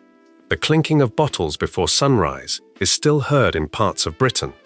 The child running alongside it is not. Nobody considered the hour when they sent a kid out to help. That was simply what early mornings were for. The street gave work to children in ways nobody questioned. The next item on this list never involved a child at all. It was something adults did together, in open countryside, that Parliament tried to stop for decades before it finally succeeded. Section 18, hare coursing February in Lancashire, meant something specific if you knew where to look. The fields at Great Altcar, a few miles north of Liverpool on the flat Merseyside plain, would fill with people on a Thursday morning, in the way that fields fill for events that carry their own history and don't need explaining to the people attending them. Tens of thousands of them by the middle of the decade, arriving by car and coach and on foot, men in wax jackets and men in working clothes, standing together along the rope line, watching a sliver of open ground where two greyhounds and a brown hare were about to test something that the spectators understood and the law was slowly moving against. The hare went first, given an 80-yard head start across the flat terrain. Then the dogs were slipped simultaneously, and what followed lasted perhaps 40 seconds, perhaps less, a sprint and a series of turns that the judges scored, not on whether the hare was caught, but on the relative agility and pace of the two competing dogs. The hare escaped more often than it was killed. The crowd watched whether it did or not with the same concentrated attention. Hare coursing had been practiced in Britain for centuries, before the 1970s gave it its penultimate decade of legal status. The sport had begun as a pursuit of the nobility, the game laws restricting participation to the propertied classes, until the reform of those laws opened it gradually to a wider population through the 19th century. By its peak in the Victorian era, the Waterloo Cup, the premier event held annually at Great Altcar from 1836 onward, was drawing crowds larger than any other sporting event in Britain. Carrier pigeons carried the results from the Lancashire fields to London in the hours before telecommunications made them redundant. And when news of the winner arrived at the stock exchange, trading stopped for the rest of the afternoon. The greyhound Master McGrath, winning the Waterloo Cup 3 times in the 1860s and 1870s for his Irish owner, became famous enough to be presented at Windsor Castle before Queen Victoria. The sport that produced this kind of celebrity was not a minor pastime. By the 1970s, the Waterloo Cup had contracted from its Victorian heights, but remained a serious calendar event, organised by the National Coursing Club, which had maintained the register of British-bred greyhounds since the 19th century and governed the rules of the sport with the same formalised structure that the Masters of Foxhounds Association brought to fox hunting. The 3-day February meeting at Great Altcar drew crowds in the tens of thousands annually, with 64 purebred greyhounds entered in a knockout competition, decided by the judges' assessment of each dog's performance across its courses, rather than by the kill. Coursing had a social geography that distinguished it from fox hunting. It was flatter, faster, more working class in its gallery, if not always in its ownership, more connected to the greyhound racing culture that had grown out of it when the first enclosed track opened at Belle Vue in Manchester in 1926. Parliament had been attempting to ban it for longer than most people attending in the 1970s realised. A bill to prohibit the practice had passed all its stages in the House of Commons in the 1990s and been held up in the House of Lords, one episode in a parliamentary standoff that mirrored the broader fox hunting debate almost exactly, the same delaying mechanism used by the same chamber to the same effect. The Hunting Act 2004 addressed both together, its long title stating explicitly that it was an act to make provision about hunting wild mammals with dogs and to prohibit hare coursing, the two elements listed as distinct legislative aims under the same piece of legislation. The Act received royal assent on the 18 November 2004 and came into force on the 18 February 2005. The last Waterloo Cup was held 2 days before the ban took effect, on 16 February 2005 at Great Altcar. The meeting ran to its conclusion under the rules that had governed it since 1836. The following year, the fields at Great Altcar in February were empty of everything except the wind off the Irish Sea, moving across the flat ground where the rope line had been. The National Coursing Club continues to register greyhounds. The event it governed for over a century does not continue. Nobody standing along that rope line in the 1970s thought they were watching something approaching its end. That was simply what February looked like. Before we move on, if you're enjoying this analysis, please consider subscribing. It helps the channel tremendously. The fields went quiet after the ban. The next item on this list was much closer to home, something that happened inside aircraft cabins above the clouds, for decades, until the evidence against it became impossible to ignore. Section 19. Smoking on aeroplanes. There was a moment on every flight in the 1970s that regular travelers knew to watch for. The aircraft would leave the runway. The wheels would retract into the fuselage with the characteristic thud and mechanical whir, and within seconds, the seatbelt sign would go off. That was the signal. The click of lighters ran down the cabin in both directions from the rear, where the smoking section began, and within 2 minutes of reaching cruising altitude, the air in the back third of the aircraft had changed in a way that the front 2/3 would register within the hour, regardless of which section your boarding pass said you were sitting in. There was no meaningful barrier between them. There was a line on the floor plan and a sign on the seat back, and the air moved freely in both directions throughout the pressurized tube. You were in the smoking section, whether you had chosen it or not. You simply had different proximity to the source. Smoking on commercial aircraft had been a feature of British air travel from the earliest years of scheduled passenger services, which is to say, from a period when flight itself was so novel and the passenger profile so narrow that the habits of the paying customer were accommodated without serious examination. By the 1970s, when air travel had expanded far beyond the original luxury market, the habit was so embedded in the culture of flying that airlines marketed it as part of the experience. Cigarette packs appeared on in-flight meal trays, alongside the bread rolls and the foil-covered dessert, a detail visible in promotional materials from British carriers of the era. British Airways, operating as the national flag carrier after the 1974 merger of BEA and BOAC, maintained smoking sections throughout the decade as a standard service configuration. Flight attendants, then called air hostesses or stewards in the language of the period, offered cigarettes from duty-free trolleys in the same transaction as drinks. The cabin crew themselves smoked on breaks in the galley. The aircraft environment made the health arithmetic of second-hand smoke considerably more concentrated than in a ground-based public space. A pressurized cabin at cruising altitude recirculates a significant proportion of its air, rather than continuously replacing it, which meant that cigarette smoke generated in any part of the cabin was distributed to the whole. Research into cabin air quality through the 1970s and 1980s began to produce measurements that the section designation on boarding passes could not answer. Flight attendants, spending more hours in that air than any passenger, were accumulating second-hand smoke exposure across careers of 10 and 20 years in conditions that no workplace ventilation standard would have approved on the ground. Studies of the health outcomes for long-serving cabin crew against the general population showed patterns that the industry resisted examining too closely for as long as it could. The first airline anywhere in the world to ban smoking entirely on its flights was Aurigny Air Services, a small carrier based in Guernsey, which did so in July 1977. The first mainstream UK airline to follow was Loganair, which banned smoking on all its flights in 1980. British Airways moved more slowly, introducing a trial ban on some flights in 1990 and maintaining smoking sections on long-haul routes through most of the decade. Its final complete ban, covering all flights including the Tokyo route, which had been among the last to retain the permission, came into force on the 1 April 1998. Virgin Atlantic banned smoking on all flights in 1995. The European Union issued a directive banning smoking on all flights within member states in 1997, which covered British carriers operating European routes.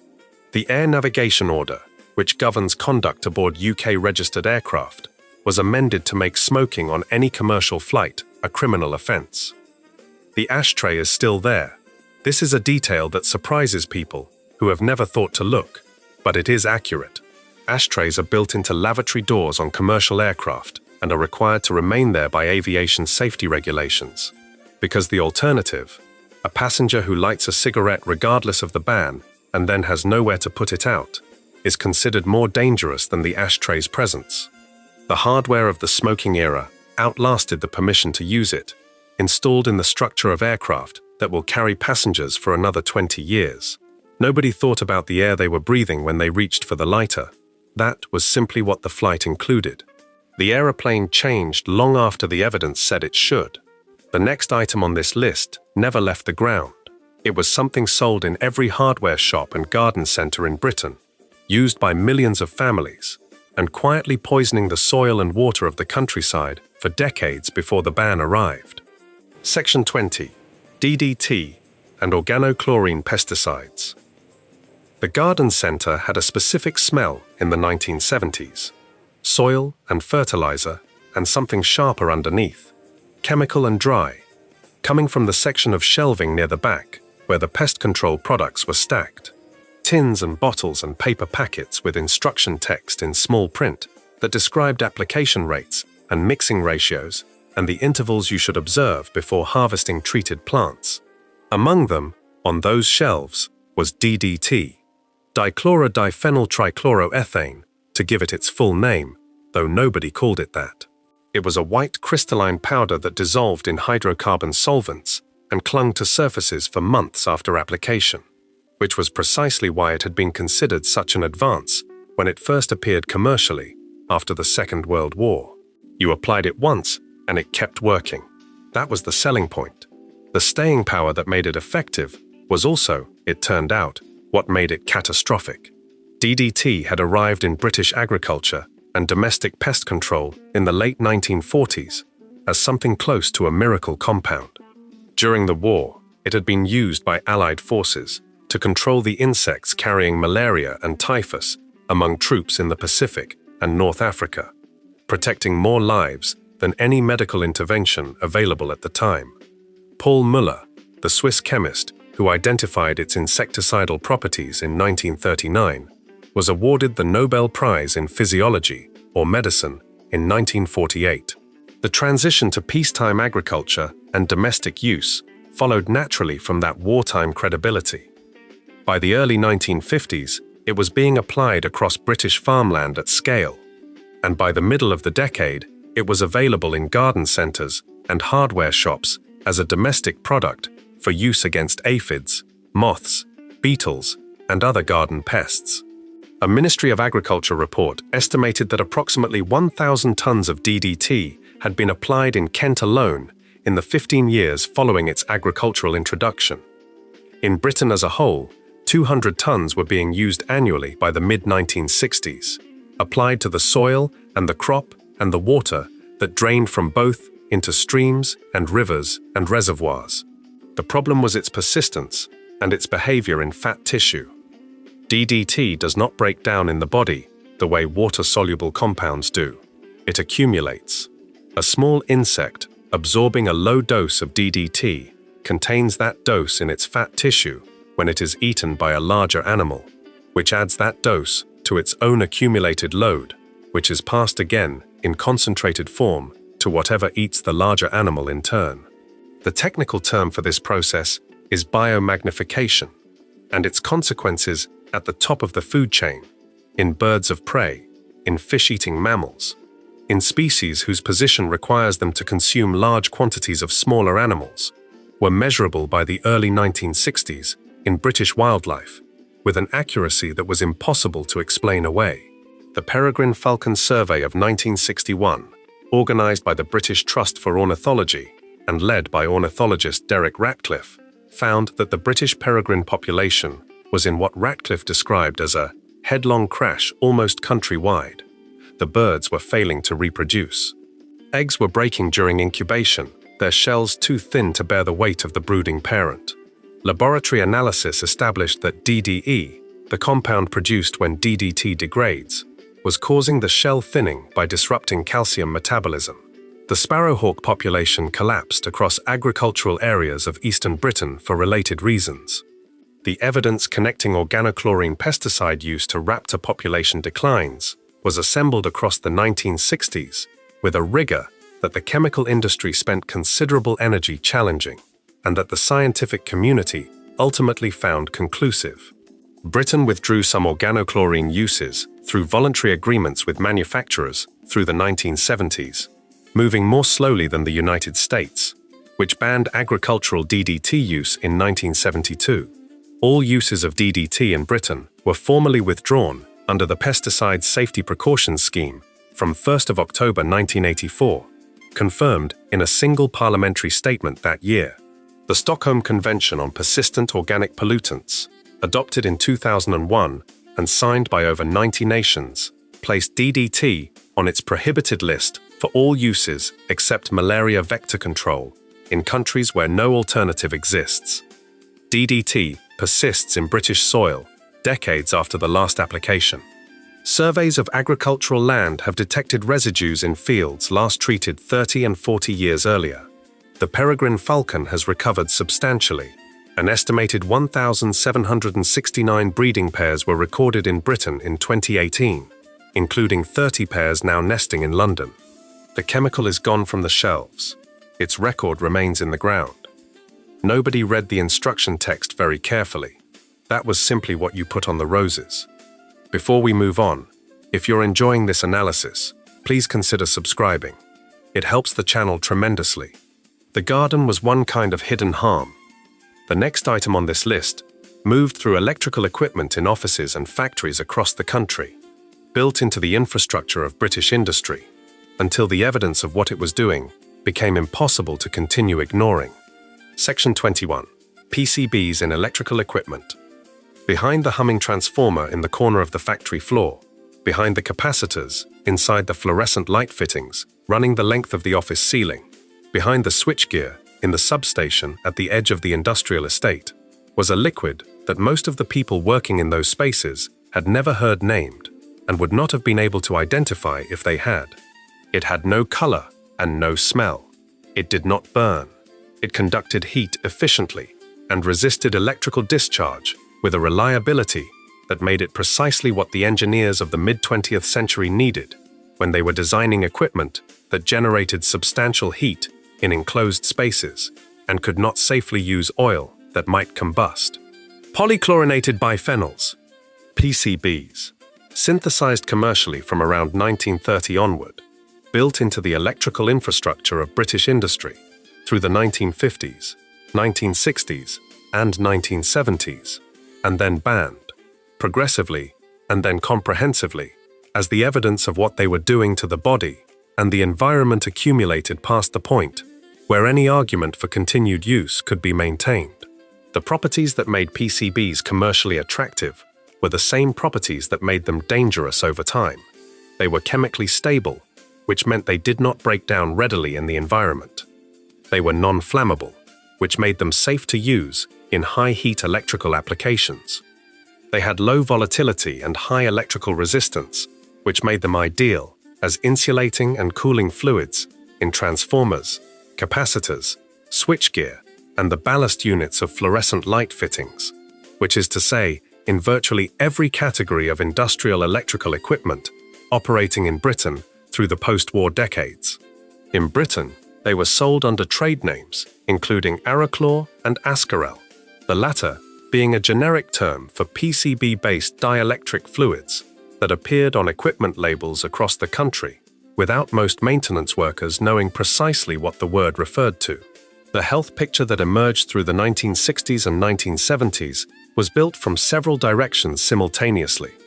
Workers in manufacturing plants where PCBs were produced showed elevated rates of a skin condition called chloracne, severe, persistent, and a visible marker of chemical exposure, as well as liver damage measurable in blood work over time.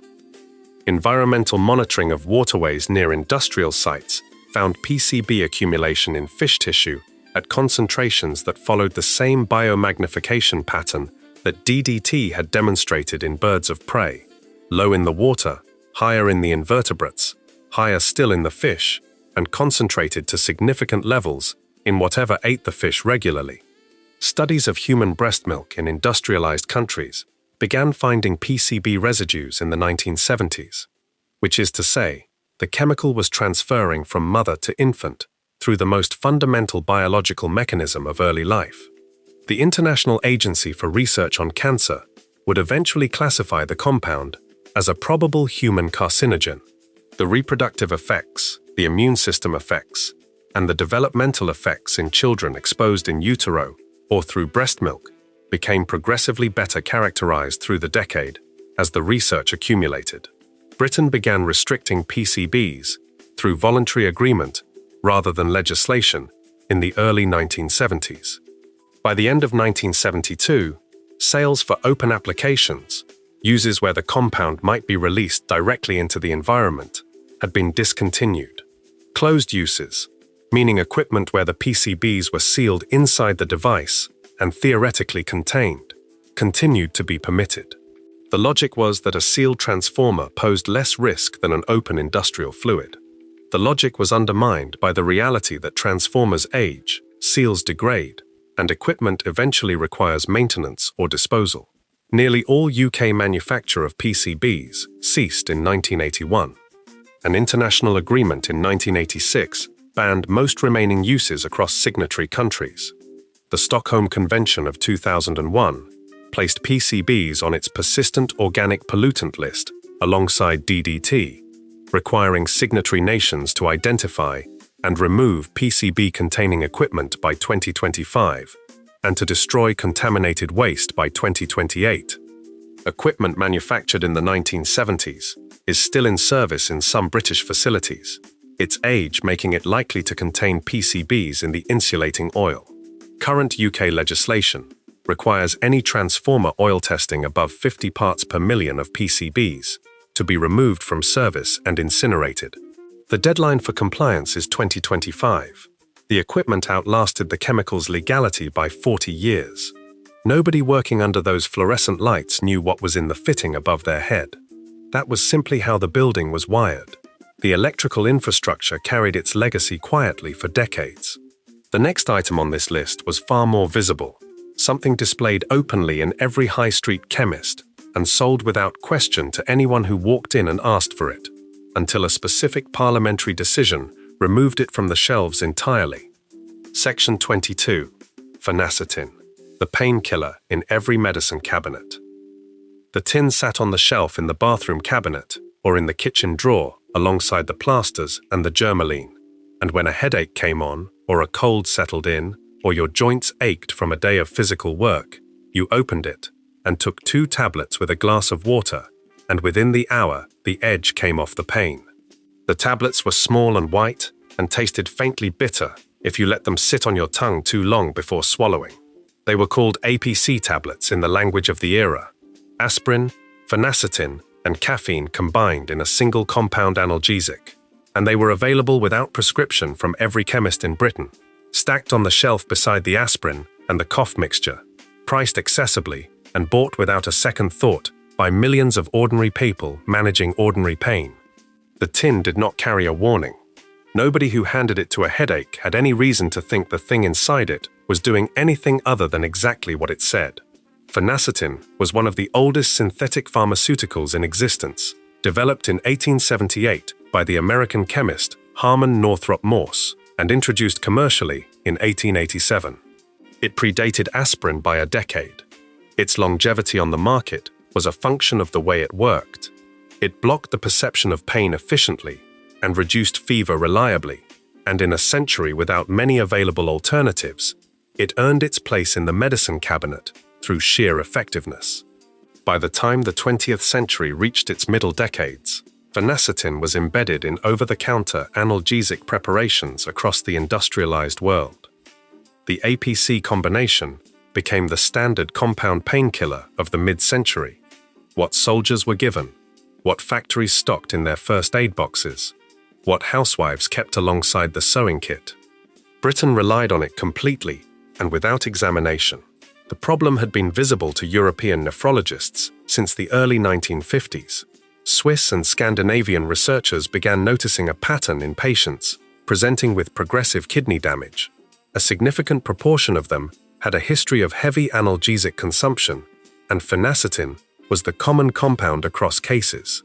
The condition acquired a formal name, analgesic nephropathy, and a body of clinical literature was assembled through the 1950s and 1960s, linking chronic phenacetin use to the destruction of the kidney's filtering structures over years and decades of regular ingestion. The damage was dose-dependent and cumulative in the way that the most dangerous pharmaceutical harms often are. Not dramatic and immediate, but quiet and incremental, building in the background of a person's biology while the tablets kept the headaches at bay. Subsequent research established links to transitional cell carcinoma of the renal pelvis and bladder, meaning that phenacetin was not merely damaging the kidney, but, in long-term heavy users, potentially initiating cancer in the urinary tract. The regulatory response moved around the world at different speeds. Australia acted in 1977, Canada followed in 1978. The United Kingdom banned phenacetin from all pharmaceutical products in 1980, a decision that removed the compound from British chemists' shelves and required manufacturers to reformulate their compound analgesics without it. The natural replacement was paracetamol, acetaminophen in American terminology, which had been available in Britain since Beecham launched Panadol in 1956, and which turned out to be the active metabolite that phenacetin converted to in the body anyway. The drug that replaced phenacetin was, in a meaningful chemical sense, what phenacetin had been producing inside the body all along. The original compound was the less efficient and more harmful route to the same destination. The United States Food and Drug Administration banned phenacetin from all prescription and over-the-counter drugs from August 1983. The same year, it removed the compound from the remaining products in which American manufacturers had retained it. The reformulated tablets that replaced the APC compound were chemically different but outwardly identical in the British bathroom cabinet. Small, white, and bought without a second thought from the same chemist shelf. The tin changed. The habit of reaching for it did not. Nobody who took those tablets for 30 years knew what was accumulating. That was simply what you reached for when the headache came. Before we move on, if you're enjoying this analysis, please consider subscribing. It helps the channel tremendously. The medicine cabinet kept its secrets for decades.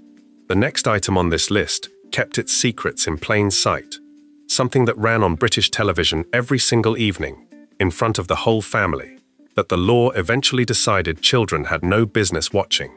Section 23. Video nasties. Video recorders arrived in British homes in 1978, and for approximately 6 years after that arrival, there was nothing governing what could be put on the tapes that went into them. The gap between the technology and the law was not a theoretical one. It was a practical gap that produced a specific and visible problem. The corner shop and the petrol station forecourt, and the newly opened video rental outlet on the high street, stocked whatever they could get their hands on that would rent or sell, and what rented fastest in the early years of the home video market was horror. Not the horror that the British Board of Film Censors had reviewed and certified for cinema release, the other kind. Films that had been refused certification and could not legally be screened in a British cinema. Films that had been produced in Italy and the United States, with budgets so low that their distributors could not afford the marketing infrastructure of the major studios. Films that went directly onto tape and into the rental rack without anybody having reviewed them, rated them, or considered who might be watching them at home on a Sunday afternoon with the curtains drawn. Titles that the Director of Public Prosecutions would eventually list for prosecution under the Obscene Publications Act included Cannibal Holocaust, directed by Ruggero Deodato and released in Italy in 1980, I Spit on Your Grave from 1978, The Last House on the Left from 1972, directed by Wes Craven, and Driller Killer, released in 1979. At one point, the DPP's list contained 72 titles liable for prosecution if found in a rental shop or on sale to the public. Police conducted raids on video outlets. Shopkeepers faced prosecution. The raids and the prosecutions produced exactly the kind of media coverage that the film's distributors could not have afforded to generate themselves. And the coverage produced the awareness that produced the demand that made the problem larger. Mary Whitehouse, the campaigner and secretary of the National Viewers and Listeners Association, who had been fighting the perceived moral degradation of British broadcasting since 1965, found in the video nasty controversy, a cause that connected her concerns about screen content directly to the question of what children were watching unsupervised in their own homes. The mechanism that had allowed the BBC and ITV to be held to standards, the broadcasting regulator, the watershed, the certification process for theatrical release, did not apply to home video. A child who could not be admitted to a cinema screening of the Texas Chainsaw Massacre could rent the tape of it from the corner shop on a Saturday and watch it at home before their parents returned from the shops. That was the specific problem, stated plainly. The law had not anticipated the technology. Graham Bright, the Conservative Member of Parliament for Luton East, introduced the Private Members Bill that became the Video Recordings Act 1984. The Act received royal assent on the 12th July 1984, with Margaret Thatcher's government supporting it. Thatcher's own statement on the legislation's passage was unambiguous in its framing. There must be no place in Britain for the video nasty. The Act required all video works distributed in the UK to be submitted to the BFLFC and classified at an appropriate certificate level before they could legally be sold or rented. Supply of an age-restricted video to someone below the stated age became a criminal offence. Supply of an unclassified video to anyone became a criminal offence, with distributors and retailers facing fines and the loss of their trading licenses. The Act came into practical operation in stages, with full compliance required from 1985 for new releases and from 1988 for all video works. Titles on the DPP list that were eventually submitted for BFLFC classification often received certificates with significant cuts. Some were refused classification entirely, making them illegal to sell or rent in Britain without amendment. Cannibal Holocaust was refused certification for 32 years before receiving an 18 certificate in 2011. The Last House on the Left was cut for every release until 2008, when it finally received an uncut 18 certificate. The video rental shop where those tapes had sat on an open shelf, available to anyone who could pay the overnight rate, became something else after 1985. The age certificates on the cases were physical and specific, and a child who could not be admitted to the cinema was no longer supposed to take the alternative home. The tapes were there. The law simply did not exist yet to decide who could watch them. The screen carried things the law had not anticipated. The next item on this list happened not on a screen, but in a shop. Something sold freely at the counter, purchased by adults for adults, that Parliament decided to restrict in ways that changed the high street permanently. Section 24. Handguns. The gun shop was on the high street, the same way the jeweler and the ironmonger were on the high street. A retail premises with a specific trade license and a specific clientele, and a window display that showed the goods available inside, without particular controversy from the people who walked past it. In 1970s Britain, a person who wanted to own a handgun could apply for a firearms certificate through their local police force, demonstrate that they had a legitimate purpose, sport shooting at a registered club, collecting, pest control, and if the application was approved, purchase a pistol legally from a licensed dealer. The certificate required annual renewal, and the weapon required secure storage. But the basic right to own a handgun, subject to those conditions, existed as an unambiguous legal fact. Gun clubs operated in towns across the country. Target shooting was a recognized Olympic discipline in which British competitors competed internationally. The handgun was a legal object in Britain, available to adults who met the criteria, and the criteria were not extraordinary. The firearms framework that governed 1970s Britain had been established by the Firearms Act 1968, which itself consolidated earlier legislation going back to 1920. The 1920 Firearms Act had introduced the certificate requirement as a response to post-war anxieties about social unrest and the proliferation of weapons among returning soldiers, and subsequent revisions had tightened and clarified the system without fundamentally altering its structure. By the 1970s, roughly 160,000 people in Great Britain held firearms certificates, a significant proportion of them for handguns used in target shooting. The shooting sports were organized through clubs affiliated to the National Rifle Association and the National Pistol Association, with their own governance structures, coaching programs, and competitive calendars. The Hungerford Massacre of August 1987, in which Michael Ryan used legally held semi-automatic rifles to kill 16 people in a Berkshire market town, produced the Firearms Amendment Act 1988 and a ban on semi-automatic centerfire rifles. Handguns remained untouched by that legislation. The morning of 13th of March 1996, in Dunblane, Scotland, changed the political arithmetic of British firearms law in a way that nothing before it had done. Thomas Hamilton entered Dunblane Primary School's gymnasium at 9:30 in the morning, carrying 4 legally held handguns, 2 9mm pistols, and 2 .357 Magnum revolvers, and shot dead 16 children aged 5 and 6 and their teacher before turning one of the weapons on himself. The 17 dead made Dunblane the deadliest mass shooting in British history. Every weapon Hamilton carried had been legally purchased. Every certificate had been lawfully granted. The Snowdrop Petition, organized by parents of Dunblane children, gathered approximately 705,000 signatures demanding a ban on private handgun ownership, and was presented to Parliament within months. Lord Cullen's public inquiry into the massacre produced its report in October 1996 and recommended a ban on high-caliber handguns. The Conservative government of John Major went further than Cullen's recommendation. The Firearms Amendment Act 1997, passed in the final months of the Major government, prohibited the private possession of all handguns above .22 caliber.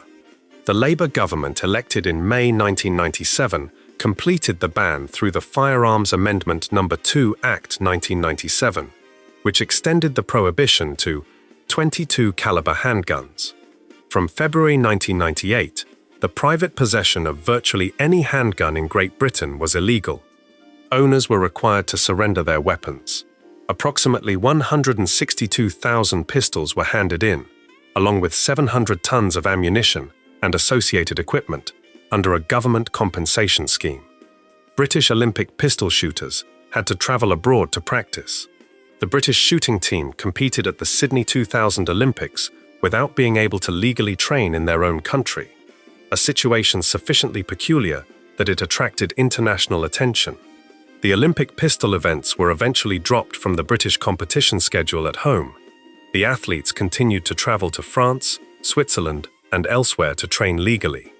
The gun shop changed. The window changed. What had been a legal and unremarkable retail transaction, a licensed adult purchasing a certificated firearm from a licensed dealer, became an impossibility in a matter of months. Nobody who walked past that shop window in 1975 expected the law to look the way it does now. That was simply what you could buy, if you had the right paperwork. Before we move on, if you're enjoying this analysis, please consider subscribing. It helps the channel tremendously. The shop window changed completely. The next item on this list never needed a shop at all. It was something done in back gardens and on council estates and along canal towpaths. Something that required nothing more than a bucket of water and a length of string, and that the law eventually decided was nobody's right to do. Section 25. Collecting wild creatures. Every boy you knew had one in a jar somewhere. A newt, green-brown and still, watching the glass with the particular patience of a creature that did not understand what glass was. Or sticklebacks, three-spined and quick, darting in circles in a tank that had been set up on a windowsill with some pondweed and a handful of gravel from the garden path. Or tadpoles at the earliest stage, just commas of dark life clustered at the bottom of a bucket that you had carried from the pond at the edge of the park, stopping every few minutes to check they were still moving. Or birds' eggs, blown clean and set in cotton wool in a wooden box, a blackbird's blue-green, a song thrush's spotted, a robin's pale with faint red freckling. The collection built up carefully over several seasons, each new egg traded for on the school playground like currency. You knew which hedgerow to check in May. You knew how to reach a hand into a nest without disturbing the cup of it. You knew to take only one, because that was the understood rule among boys who did this, though the rule had no legal force and was simply the ethics of the hobby as passed down from older children to younger ones. Collecting wild creatures from the British countryside was not a fringe activity in the 1970s. It was the standard occupation of childhood in rural areas and on the edges of towns, carried out by children who were sent outside after school and told to be back for tea, and who filled the intervening hours with precisely the kind of activity that required a jam jar, a bucket, a length of string, and proximity to water. The countryside was legible to children who did this in a way that it is not legible now. They knew which ponds held newts and which held only tadpoles. They knew the difference between a common newt and a palmate newt. They knew that the ditch along the canal towpath had sticklebacks in it from March to September, and that you could take them with a net made from a stocking tied to a bent wire coat hanger, or with a line of thread baited with a worm. The knowledge was specific and particular and entirely practical, and it was acquired by spending time in the kind of spaces where the creatures lived. The legal framework that existed in the 1970s around wild creature collection was fragmentary and, in practice, unenforced. The Protection of Birds, Act 1954, had technically prohibited the taking of wild birds' eggs from the moment of its passage. But in the culture of the 1960s and 1970s, schoolboy egg collecting was so universal that the law had no meaningful presence in the activity. Museums across Britain displayed egg collections that had been assembled by Victorian and Edwardian naturalists, whose methods would have been illegal under the 1954 Act. The police did not prosecute children for taking a thrush's egg. The social permission was total, in the way that laws which conflict fundamentally with existing custom fail to change behavior until they are followed by enforcement. The Wildlife and Countryside Act 1981 was the instrument that changed the legal position comprehensively.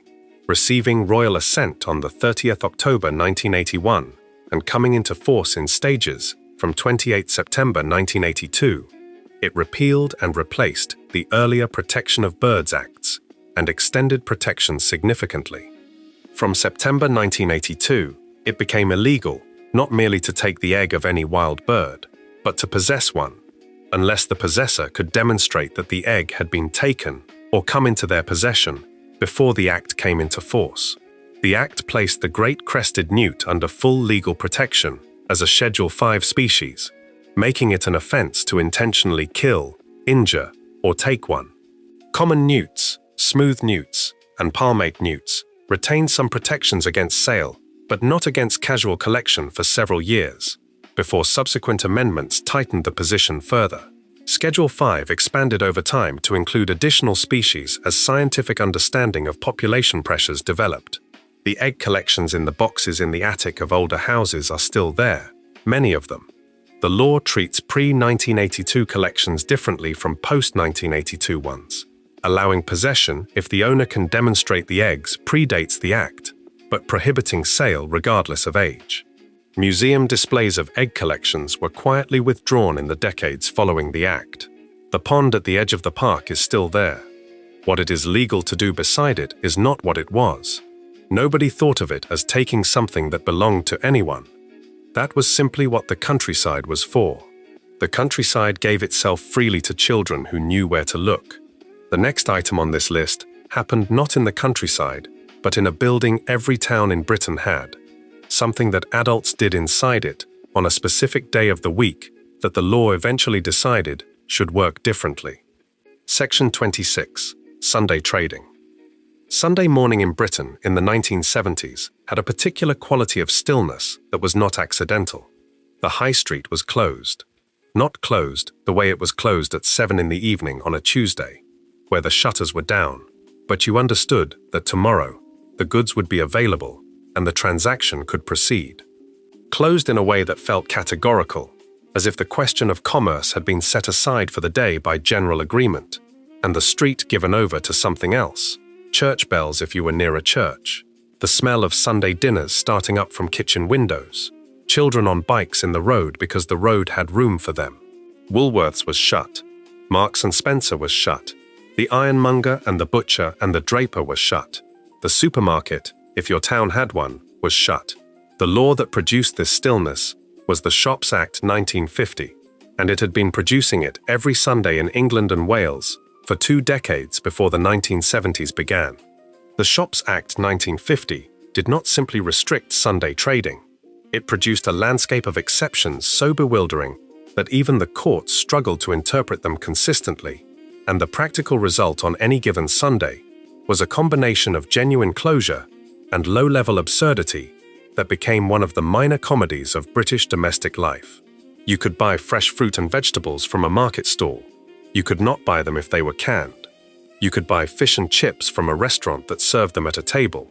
You could not buy them from a traditional takeaway chippy, because that did not qualify as a restaurant under the relevant definitions.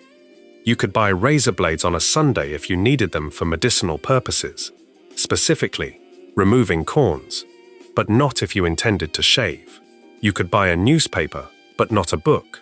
A specific subsection of the Act created what amounted to a parallel Sunday retail economy of permitted goods that bore no obvious relationship to any coherent principle, and enforcement was sufficiently inconsistent that certain retailers simply traded illegally on Sundays and absorbed the modest fines as a cost of business. The political effort to reform the law was long and repeatedly frustrated. The government-commissioned Auld Committee examined the position in the early 1980s and recommended complete deregulation of Sunday trading. The Shops Bill 1986, introduced by the Thatcher government on the basis of those recommendations, was the most notable casualty. 72 Conservative MPs voted against their own government's bill, on grounds ranging from religious principle to concern for shop workers, to the particular conviction that Sunday should remain different from other days by law as well as by custom. The bill's defeat was the only occasion during Margaret Thatcher's entire premiership that a full government bill was rejected by Parliament. The law remained unchanged. The practical reality on the ground was already eroding in the years before the law caught up with it. Do-it-yourself warehouse stores and garden centers began routinely opening on Sundays through the late 1980s, arguing that their goods were not subject to the restrictions applying to ordinary retail. The legal challenges multiplied. Local authorities prosecuting one retailer found that a neighboring retailer was trading identically without challenge. The inconsistency became so visible that the political argument for reform shifted from principle to practical necessity, and the Sunday Trading Act 1994 finally replaced the 1950 framework. Large shops, defined as those with more than 280 square meters of sales floor, were permitted to open on Sundays for a maximum of 6 continuous hours, between 10 in the morning and 6 in the evening. Smaller shops faced no restrictions. The Act came into force on the 26th of August, 1994. By the time the legislation passed, 2.1 million people in Britain were already regularly working on Sundays. By 2015, that figure had reached 5.2 million, a reflection of how completely the character of the day had changed in the 2 decades following the Act. The stillness the Shops Act had legally enforced was not recovered. What the street looked like on that specific morning, nothing available, nothing moving except people on their own business, belongs to a version of Britain that had the law behind it until 1994. Nobody thought of it as law-enforced quiet. That was simply what Sunday was. Before we move on, if you're enjoying this analysis, please consider subscribing. It helps the channel tremendously. The High Street changed completely on a single Thursday in August 1994. The next item on this list never changed the High Street at all. It changed what happened inside people's own homes, in a room where families gathered every evening, until Parliament reached into that room with a law nobody had expected. Section 27, the coal fire. You learned to lay it before you were old enough to have been taught. Newspaper twisted into a fat cylinder and crossed twice, then kindling laid in a loose stack over it. The smaller pieces first, the larger ones at an angle on top, then a few lumps of coal placed carefully so the gaps between them would draw. The match went to the newspaper, and if the kindling caught right, the fire was burning within 10 minutes, orange, and starting to give warmth while the coal was still dark and unlit at its surface. Within the hour, the room had changed completely. The cold had retreated to the corners. The fire dictated the life of the room, who sat closest to it, which way the chairs faced, when you stayed, and when you moved. Every house you visited in winter had the same smell, coal smoke, coming back down the chimney on a still night, mixing with the smell of the house itself, and the particular scorching heat that caught your shins while the rest of your body stayed cool. Coal had been burned in British living room fireplaces for centuries without interruption. By the time the 1970s arrived, it was still the primary form of domestic heating in millions of homes, particularly older housing stock in the north of England, the Midlands, South Wales, and Scotland. Not a supplement to central heating. The actual heat source, the thing around which the winter evening was organized. The coal merchant still delivered to most streets in most towns, weighed bags tipped into a coal house or a bunker at the side of the house, and the management of the coal supply through winter, how much to order, when to have it delivered, how to make it last, was a domestic calculation that had been running in British households for generations. Parliament had already reached into that room, though many people in the 1970s did not know it yet. The Great Smog that settled on London in December 1952 had lasted 5 days and killed an estimated 4,000 people in the short term, with subsequent analysis suggesting a figure closer to 12,000 when delayed deaths from respiratory and cardiovascular disease were counted. Coal combustion from domestic fireplaces, industrial furnaces, and power stations produced the pollution that met the thermal inversion over the capital and became something dense enough to stop public transport, close theatres, and suffocate cattle at the Smithfield Show. The Clean Air Act, 1956, passed 4 years later, gave local authorities the power for the first time to declare smoke control areas in which the emission of smoke from domestic chimneys was prohibited. Householders in designated areas had to convert their fireplaces to burn approved smokeless fuels, coke, or manufactured briquettes sold under brand names including Colite and Rexco, or switch to gas or electricity. The government offered conversion grants to help with the cost. The Clean Air Act 1968 extended these powers further. The political difficulty was concentrated in the coalfields. Miners had traditionally received what were called concessionary coal allowances, coal provided by the colliery as part of the employment arrangement, often of lower quality and higher sulfur content than commercial grades. This coal was not smokeless. In mining communities, the smoke control regime ran directly against a domestic practice that was bound up with employment and with identity in a way that made enforcement a social as well as a legal problem. Some smoke control orders were suspended in the 1970s in areas where smokeless fuel was in short supply or unaffordable. The pace of the program slowed. The coal culture of the northern towns was, as one parliamentary history recorded, deeply ingrained, and no legislation addressed it quickly. By the 1970s, coal use in domestic combustion was the largest single source of particulate matter emissions in Britain, larger than all road transport combined in terms of fine particles. The air over British industrial cities in winter still carried the particular grey quality of coal smoke, even as smoke control areas progressively expanded. It was not until the mine closures of the 1980s reduced both the workforce and the concessionary coal supply that the air above many northern towns began to change materially. The Clean Air Act 1993 consolidated all previous legislation. The Air Quality Regulations 2020 banned the sale of traditional house coal in small quantities. The final ban on the sale of house coal for domestic use in England came into force on the 1st of May 2023. The fire that lit the room and organized the chairs around it is still in the grate in older houses. The chimney is still there. The coal that fed it is not legally available anymore. Nobody who lit that fire in 1975 thought it was a tradition approaching its end. That was simply how the room got warm. The fireplace changed over decades of quiet legislation. The next item on this list changed all at once, overnight, on the 1st of January of a specific year, across every relevant workplace in Britain simultaneously. Section 28, paying women less for the same work. The pay packet was a brown envelope, sealed, your name written on the front.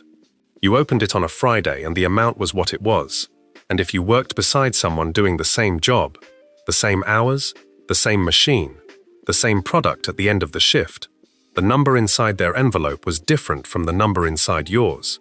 Not slightly different, meaningfully different. The woman at the next station earned less. She had always earned less.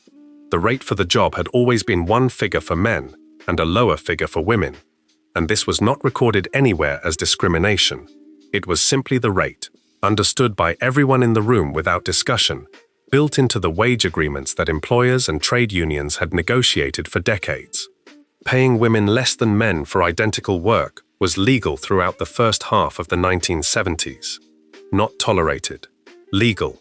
Published in rate cards. Accepted by both parties to employment contracts as the operating assumption of the workplace. The Ford sewing machinists' strike of 1968, when 107 women in the Dagenham machining section walked out over their grading, classified as unskilled, regardless of what their work actually required, forced the issue into the open, in a way the labor movement had avoided for years.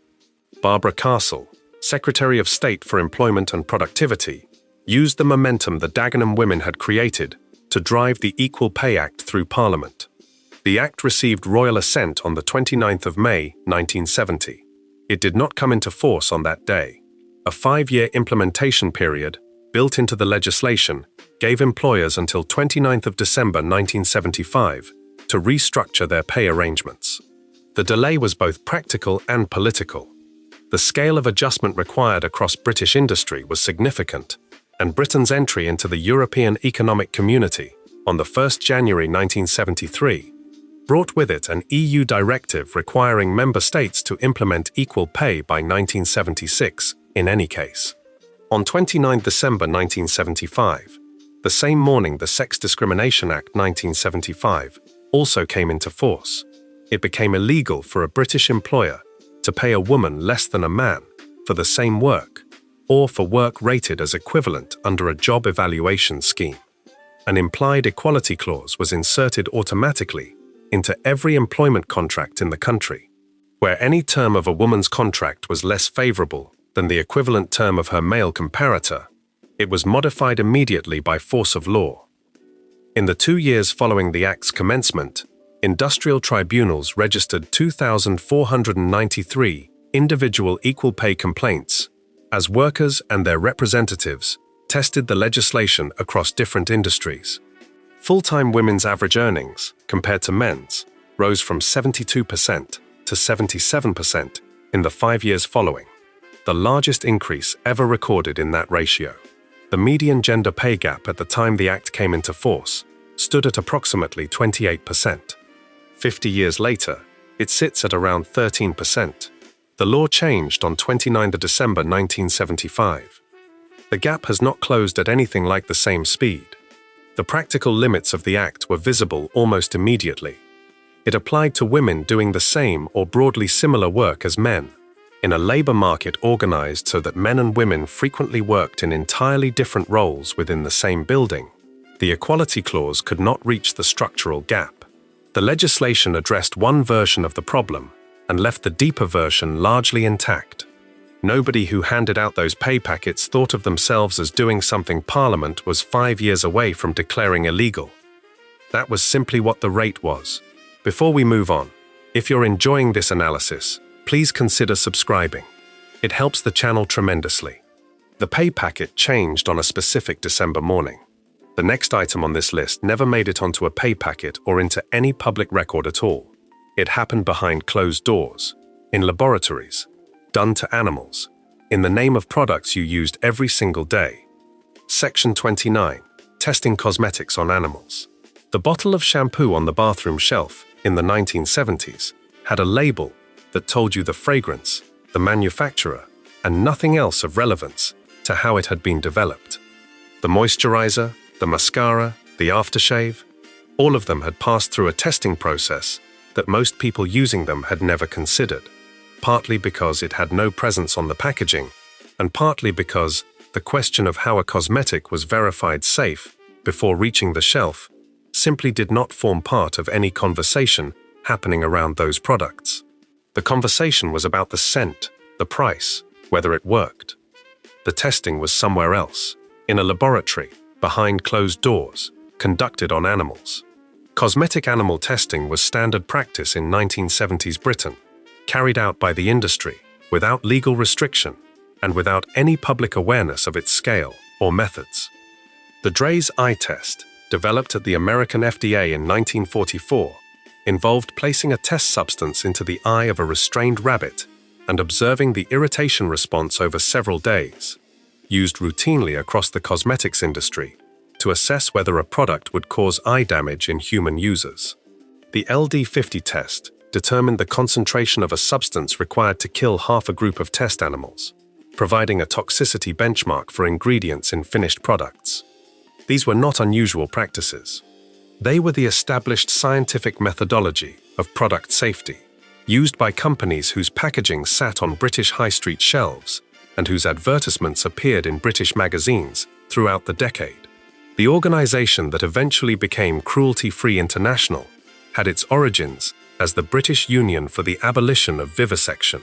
Through the 1970s and 1980s, it ran sustained campaigns specifically targeting cosmetic animal testing, drawing the distinction between medical research, where animal testing could produce genuine therapeutic benefit, and cosmetic testing, where the endpoint was a shampoo or a lipstick. The distinction proved effective. Public opinion shifted measurably through the 1980s, as campaigns placed images of laboratory animals alongside familiar consumer packaging, connecting an ordinary purchasing decision to a specific and visible harm. The British government moved through consultation and delay before acting. The original target date for a ban on animal testing of finished cosmetic products was 1 January 1998. In 1997, with alternatives to some animal tests not yet fully validated, the deadline was extended.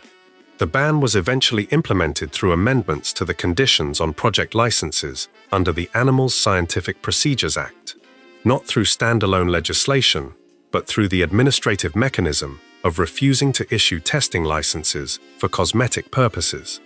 Britain became the first country in the world to ban animal testing for cosmetic products and their ingredients. The EU followed in stages. Testing of finished products was prohibited in 2004, and the final ban on selling cosmetics, tested anywhere in the world, came into force across the EU in 2013. The United States has no equivalent federal ban. The campaign that produced the British ban was specifically a product of the 1970s and 1980s, built from the combination of growing public awareness and the particular moral distinction between the laboratory rabbit and the mascara tube, which became impossible to maintain once it had been made visible. What had been invisible for the entire history of cosmetics manufacturing became, through sustained effort, something people thought about when they picked up a bottle. Nobody who used those products in 1975 thought about what had been done to test them. That was simply what the bottle contained. Each item on this list was unremarkable in its own moment. Not hidden, not secret, simply the way the world worked until it stopped working that way. The final section draws the only thread that connects all of them. Section 30. Smoking in hospital wards. There was an ashtray on the bedside cabinet, not smuggled in, not hidden, not the result of a rule being broken, placed there, part of the standard configuration of a hospital bed in 1970s Britain, the same way the water jug was placed there, the same way the call button was placed there. Patients who were admitted to NHS wards in the 1970s could smoke in their beds. Visitors who came to see them could smoke in their chairs beside the bed. The ward had the particular quality of air that any enclosed space accumulates when people smoke in it continuously across shifts, layered and settled, worked into the curtains around the bed, into the fabric of the hospital gown, into the hair of the nurses moving between patients. Nobody thought of it as an irony. The hospital was not a place of special rules about tobacco. It was simply a place, and in any place in Britain in that decade, people smoked. Nursing staff smoked in the hospital too, at the nurses' station, in the staff rooms between rounds, in some cases on the wards themselves during quieter periods. The gift shops in NHS hospitals sold cigarettes the same way the corner shop sold them, packaged and priced and available without discussion. A patient recovering from surgery could send a visitor to buy a packet. A patient awaiting a procedure could smoke on the ward beforehand. The ward sister would note it, in the same neutral register as anything else that happened on the floor. A respiratory therapist, recalling working in hospitals during this era, described an ashtray on every patient's nightstand as the standard arrangement of the decade, as unremarkable in its presence as the temperature chart at the foot of the bed. The logic that produced this situation was the same logic that produced every other situation on this list. Smoking was what people did. The hospital did not exist outside the culture it was embedded in.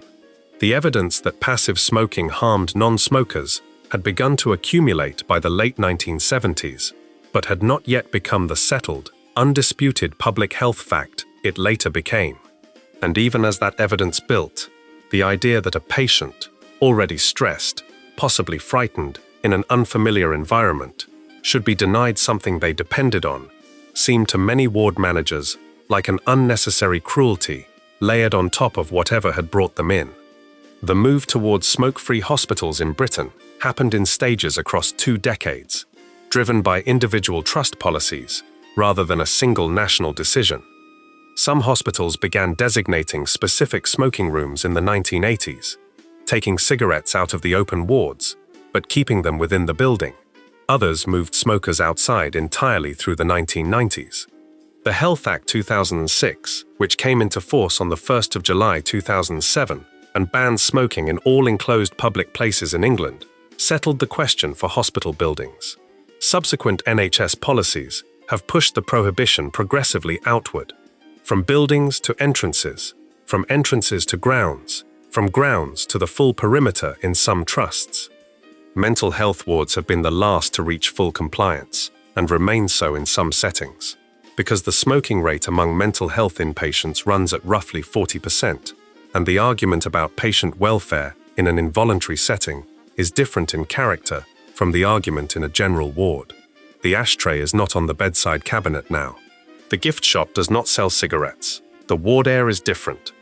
What was normal in that space, as ordinary as the water jug, as unremarkable as the call button, simply stopped being normal and then stopped being legal. If you enjoyed this video, make sure to subscribe. Thanks for watching, and I'll see you in the next one.